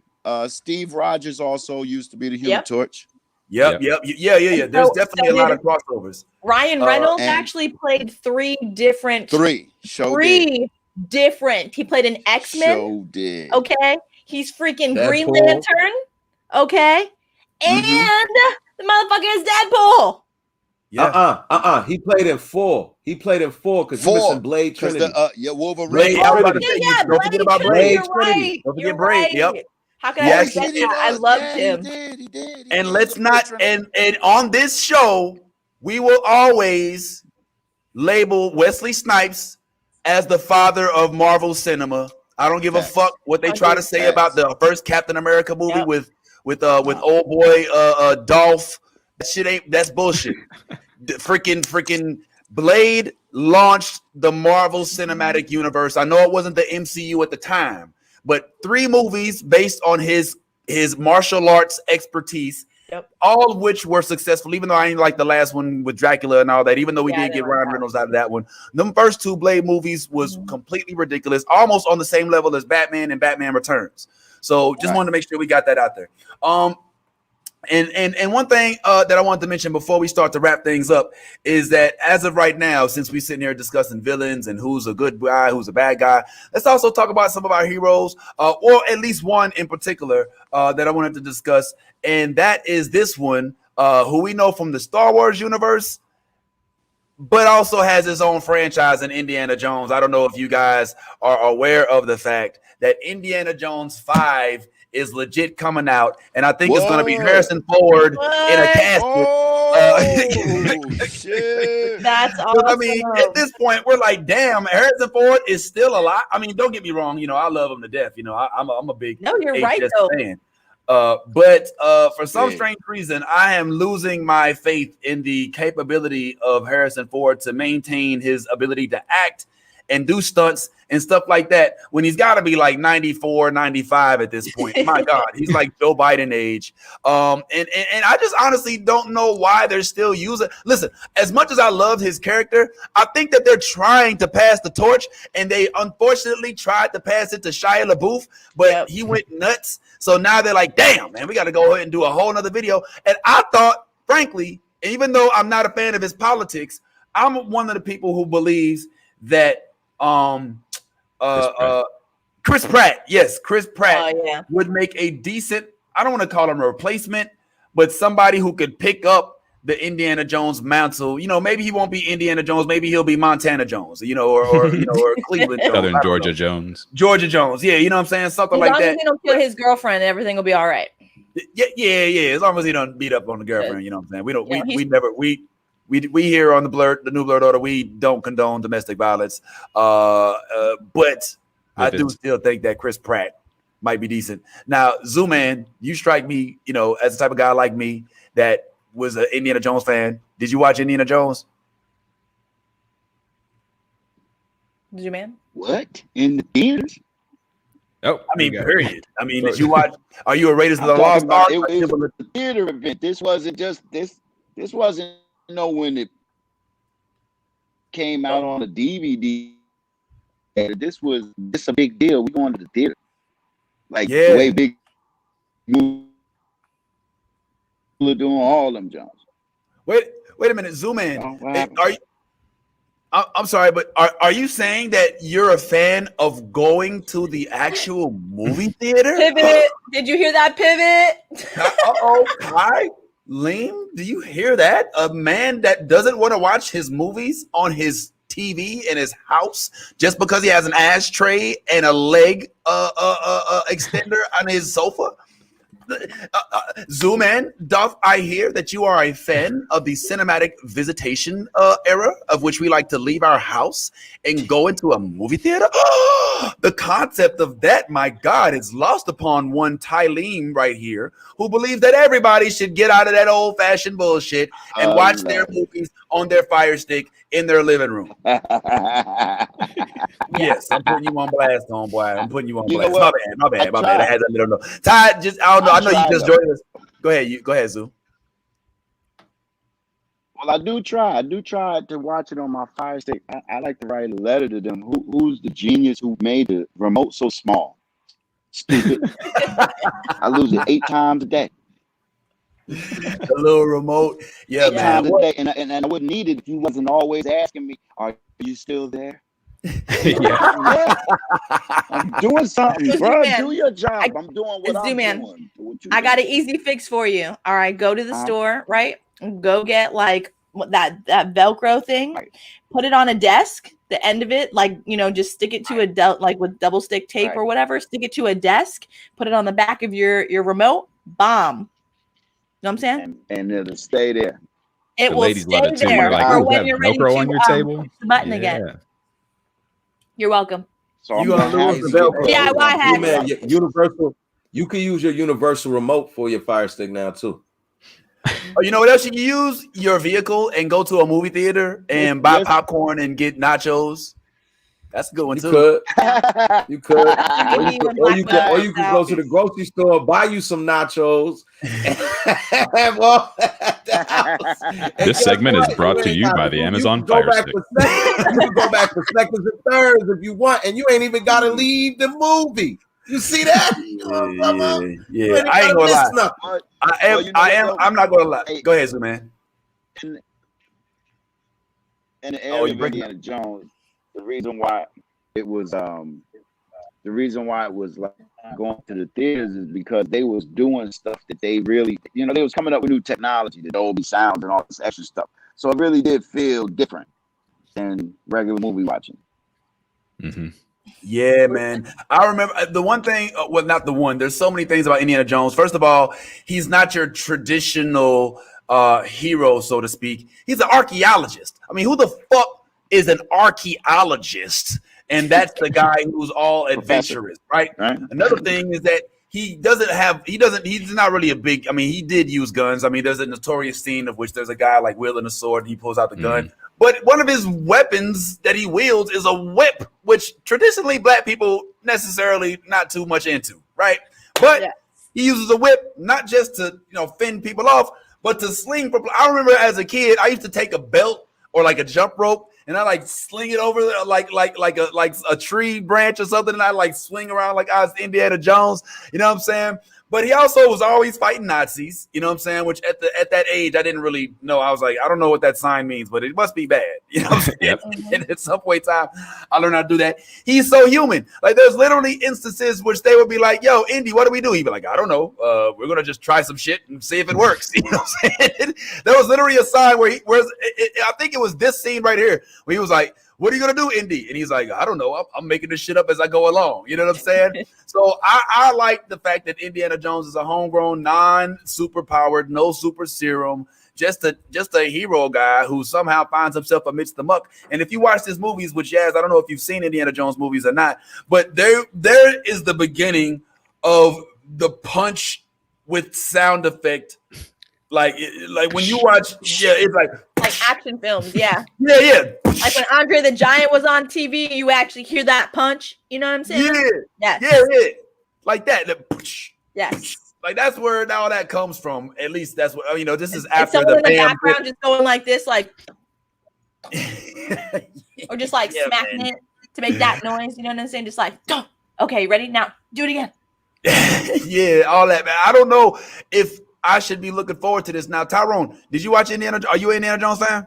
Oh, yeah, I watched them all. I wouldn't say like I'm a fanboy or anything, but I mean they were fun movies. That last the Kingdom, the Crystal Skull one was kind of whack, and the Shia LaBeouf one, I wasn't really a big fan of. But like I do have a suggestion for the title if this next one has Harrison Ford in it.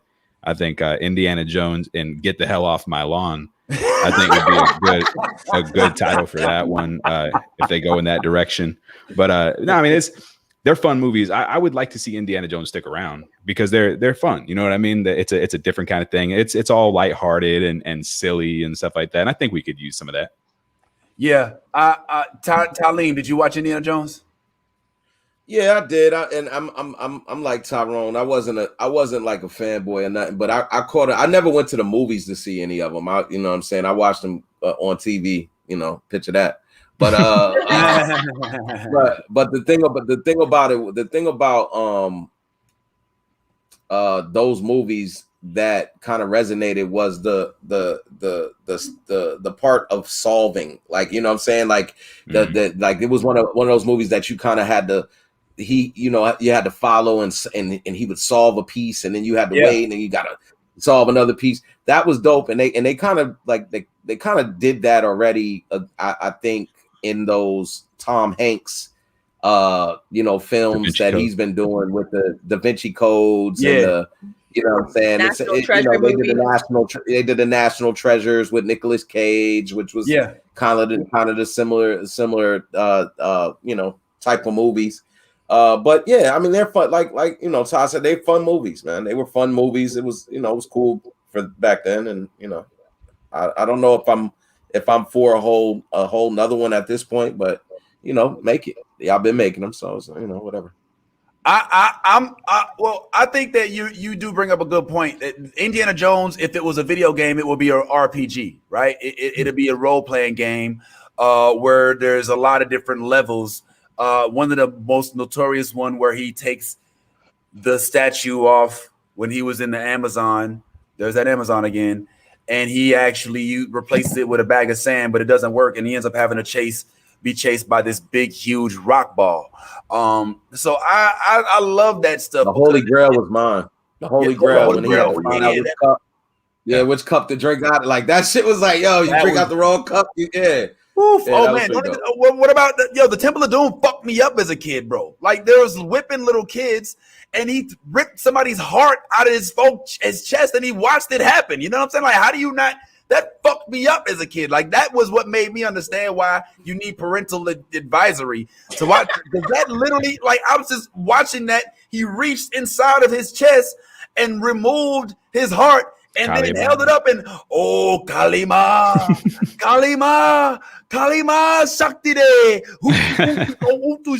you know, and then his heart went on fire. Like, bro, that shit fucked me up, man. So I don't know how y'all was just watching, you know, I don't know how just, you know, no big deal, you know, oh yeah, Indiana Jones. Nigga, that shit fucked up my whole childhood. I had to wear a whole chest plate of righteousness for the rest of my life just to freaking get through life. And just because I was scared somebody was going to reach through it or put me in slavery. And not to mention Short Round. How do you not fuck with Short Round, bro? Shorty, you know what I'm saying? You call him Dr. Jones, star. You know what I'm saying? Like, how you not fuck? Anyway, all right. I'm clearly the only one on the panel that geeked. I was more of a 007 guy myself. I like 007s. Okay, I had like the 007 franchise. All right, fair enough. All right, Zooman, I know you know you was on in there and out, man. We about to wrap up anyway, man. So I just want to make sure we give you these file real quick before we head out. But yeah, man, just to kind of wrap up about Indy, I hope that they do continue the franchise, but I really hope that they can turn it over to somebody maybe under 100 years old. So what do you think? What do you think about possibly, like, you know, just because he's got that show where he likes to, you know, just be adventurous and all that bullshit? What do you think about maybe like Zac Efron would play that role? You know what I'm saying? Because he likes to, like, that whole adventurous type. You know what I'm saying? Like, no, because I had to do like this. Yeah, right. Yeah, man. If you do that, no. If your face scrunches up a little bit and you have to think about it. True. I don't know if it's the right. Now, dare I say that Tom Holland, because he was cast, I think, as Drake in Uncharted, could have played the role. But I frankly, and this is going to sound racist, but I don't really want to see nobody British pay Indiana Jones. You know what I'm saying? That's just, don't get me wrong. You know, nothing against, you know, our friends across the pond.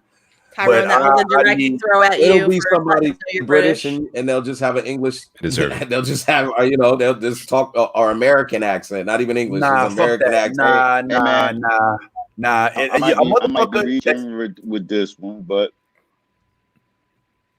this might be a reach. What? Terrence Howard. Terrence Howard for Indiana Jones. Hey, mine. I'm fucking like, yo, mine. Last time I was in Morocco, I spent 8 years here learning the ancient ways, and I know I have a class to teach at 11 o'clock, but when I'm done, we're going and I'm taking the entire family with me. Get the mall. I don't know if he's coming either. All right. I got another one for you. What about the dude that plays in Twilight, David Patterson or whatever the hell his name is? Robert Patterson. Nah. Another British guy. No, I'd rather see Terrence Howard. Yeah, I'd rather see Donald Faison. I'm with Zoo on this one. If they do Terrence Howard for the first one, that means we get Don Cheadle for the second one, and that's what I'm all about. Like, yeah, let's do that. You know who actually might play a good Indiana Jones? Colin Farrell. I'm with it. I don't know. He's a little older now. He's getting older now. Like, if it was back in his younger days, like when he did Alexander, was probably like 30 something when we first saw him. Like, I mean, he wasn't younger though. Like that movie Alexander, he looked like he was a little boy in that movie Alexander. Like, let's be serious. So you know, if it was back then, you know what I'm saying? When he played that role back then for Alexander, I could see him being an Indiana Jones like back then. You know what I'm saying? But like now, I got mad at that. Yeah, I don't know if I would really go for Colin Farrell. Kind of fucked himself over. His reputation isn't the best in Hollywood. Have you seen him in Horrible Bosses? Would that come over? Yeah, but I think that he's a good actor with bad movies. Sebastian Stan, I like it. Sebastian, we got in the comments that let Bucky do it. I could see Sebastian Stan doing Indiana Jones. See that too. Okay, I'm not opposed to that. I think that we definitely have to see him in a humorous sense, which I think we're getting the sense of here in Falcon and Winter Soldier. So it's possible, but I do hope that the Indiana Jones franchise continues. I love Steve Spielberg, his rendition of it, and I think that he wants to continue that. And I think that if they can figure out who can hold that torch, then we should be in good shape, man. And speaking of holding torches, man, we got my man Zooman, who has not let his fire go out since he's been in the game. And I really appreciate you coming on, man. We're about to go ahead and start wrapping up. But just in case y'all didn't know, man, Zooman, not only is this dude a bona fide actor, but he is still out there hitting stages, still killing it. I mean, I don't know if you're still performing during COVID. I don't know how it's looking up there in the A. You still in the A, right? I mean, are you doing uptowns? Are you doing ATL comedy? I mean, what's going on with you up there? Yeah, here in Atlanta, we was done with COVID last May. We was done. the vaccine, you know, they put the vaccine in the lemon pepper wings. We good. We've been good. We just don't tell nobody. We'll run out of lemon pepper. We saw how y'all did the toilet tissue. So we was like, don't say shit. Just Lou Williams came all the way here to get some wings, didn't he? He came to get that vax. We don't split our vaccines out. We got our vaccines, some lemon pepper. You know what I'm saying? We got our vaccines and some gummies. We got gummy vaccines. You know what I mean? We got edible vax. We got a lot of edibles. We put it in the edibles because people ain't trying to take that shot. Come on, man. 2021. Yeah. You want to stick me in the arm, bro? Let me get 2 of them edibles though. You know? Because fact of the matter is, there were people calling Atlanta about, oh, look at them, they ain't doing this, they ain't doing that. But their state had higher numbers and they were restricted and wearing masks everywhere. And we were all in the streets at hookah bars and numbers are lower. Yeah. Yeah. So what we talking about? Yeah, all the scientists died. Into. So we've been open as far as the comedy. I would say Atlanta House of Comedy was kind of open first. I would almost think in the country because it would really jump back out and had shows out early. And the crowds would come out. Just did a show last night. You know, people bring their mask. They wear their mask if they feel like something. Most places won't. You know how clubs do. They take all the temperature stuff in there because I don't understand half of this stuff. How am I going into a restaurant, you being all bold and beautiful about a mask? I'm about to take it off, eat and drink as if COVID has manners. Yep. Wow. Don't run up on them right now to eat. Yeah, man, that's crazy. Well, I'm glad that you're still doing your thing on stage, man. I'm gonna be in Atlanta in a few weeks, and I don't know what you got going on, but I might be able to. Hopefully, to come check you out. Oh, hold on, what to say? This was next. Oh! Breaking news! Breaking news, everybody! Your boy Zooman is going to be in Meet the Blacks 2. Is this one with Mike Epps as well, bro? Mike Epps, Duval, Cat Williams, Ha Davis, Clifton Powell, Gary Owens, Snoop Dogg, Rick Ross, Breesha Ware. Wow. Zooman. Shit. Yes. Oh, congratulations, Zooman. Damn, that was a hell of a name dropper. Yo, bro. You heard it here first, everybody, including my man Gregory Clemens, who just said that he is watching from it. I've been waiting. Spain. Yep. That's a long time. That's a lifelong friend of mine right there. He's in the Navy, stationed over in Spain. Thanks for joining us, man. Yes, thanks for your service too, man. I appreciate you. I'm a military. Gracias para viendo. Spain over there, homeboy. And thank you as well, Sharon, for loving what we do. Y'all tune in every. That's Grandma. Okay, thank you, Wayla, for tuning in. You know what I'm saying? We have a good. I know that's not Grandma. It is what it is. I know that's the other. That's the grandma-in-law. Well, make sure you all follow the man Zooman. Where can we find you, Zoo, so we can make sure we know we can get those drops for the dates that the movie is released? Hold on, were you at the Isley Brothers versus? Is this when you were vacationing in San Juan right here? You got that San Juan drip right now. Whoa, Tyrone, Zooman, please have at it. There's plenty to mess with. Get me. Hey, bro. That was an awesome airstrike. That was brilliant. That shows initiative. That shows research. I got people who still spell my name wrong on a flyer. They could have looked it up in 10 seconds. I love people who go find some stuff. Yeah, because that was me when I was on radio about 2 years ago. Nice. Okay. Yo, you look fly as hell, like you just landed in San Juan, my brother. Yes. We have to go hit the beach, get some fucking Malibu rum chasers. Like, what's up? I'm digging it. Hey, I'm digging that look. I was feeling Poppy side right there. I see that. I see that with your fedora on and shit. I see you. Yeah, looking man. I was trying to rep for Poppy and hey, mommy. It is interesting because you as somebody when you watch somebody's career, you get to see how they mature, right? Like we got to see Zooman go from Zooman X, you know what I'm saying, all the way to Isley Zooman, you know what I'm saying? So it works out, man. And I wouldn't say he was Zooman X. You remember when Tyrese first came out? That looked like his first album cover right there. Like that was. For real? Yeah. Oh yeah. You remember? Yes. That's R&B Zoo. That's R&B Zoo right there. That is looking fresh. Look at that lineup, looking fresh as hell. Zooman, I just moved to LA right there. Yeah, I just moved to LA.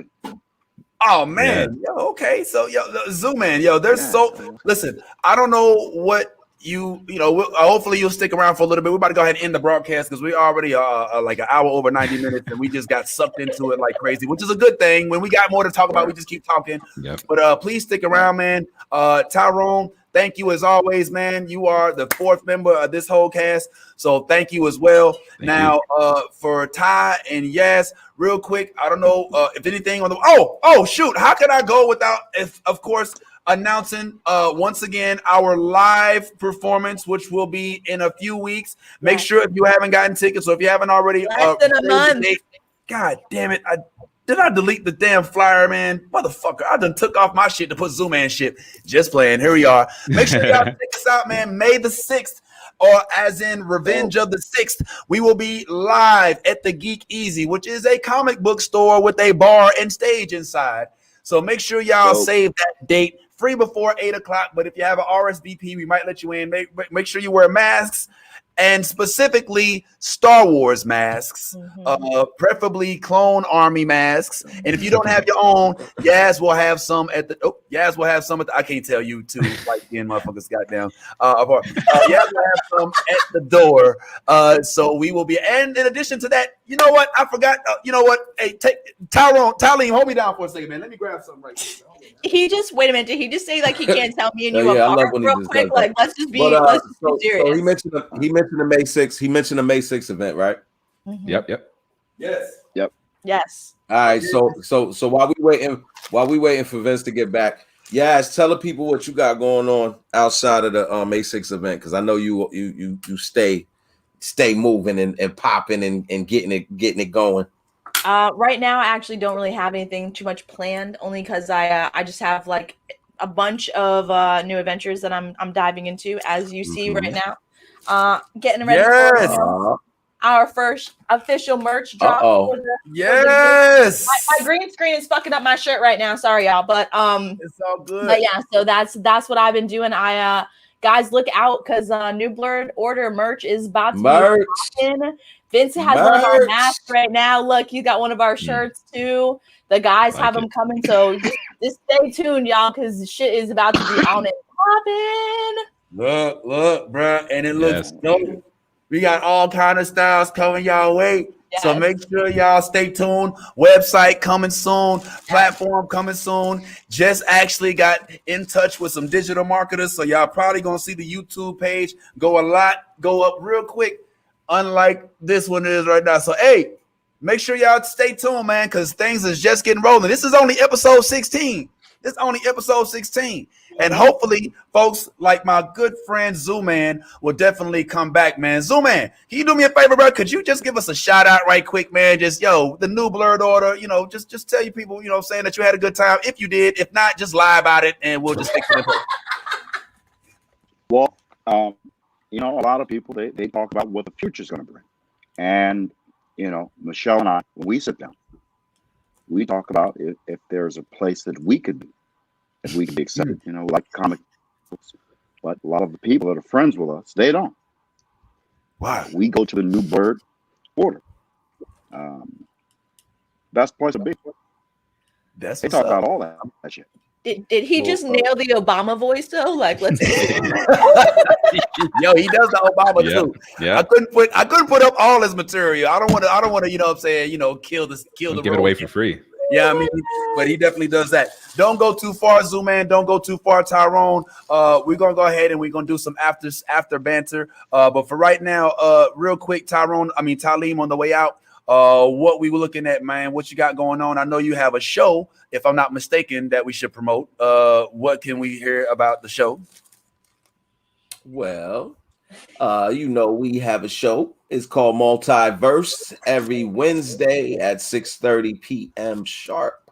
Me and Tyrone, aka Good Ty, just, you know, we have good conversations about that stuff you want to hear and that stuff you want to know. So, you know, come through and check us out, man. Hopefully y'all will enjoy yourselves. Hell yeah. All right. Well, thanks, man. Appreciate that. And Yas, thank you for putting us on to the merch and all of that. And for everybody who did tune in, we sincerely appreciate your love and support and coming to the show on the 6th, which we hope if you're local that you will. It'll be great to have everybody in the building, except Tyrone, who is still debating over whether or not he's going to make it.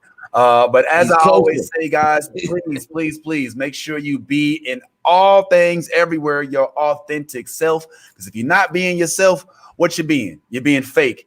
And don't nobody want to be all that, right? So please don't lose yourself amongst the muck of the world. And in everything you do, as I always at least try to say, let that geek flag fly. That's 2 weeks in a row. Yes, I did it. Fighter 2, I just really hate Zangief for me, Ken and Ra. I find it hard to be Blanca, keep a wee ninja hanging and the uncle album banging. If you negative in energy, then stay out the vicinity. Yeah, them niggas over there. Yeah, now look at what I wear.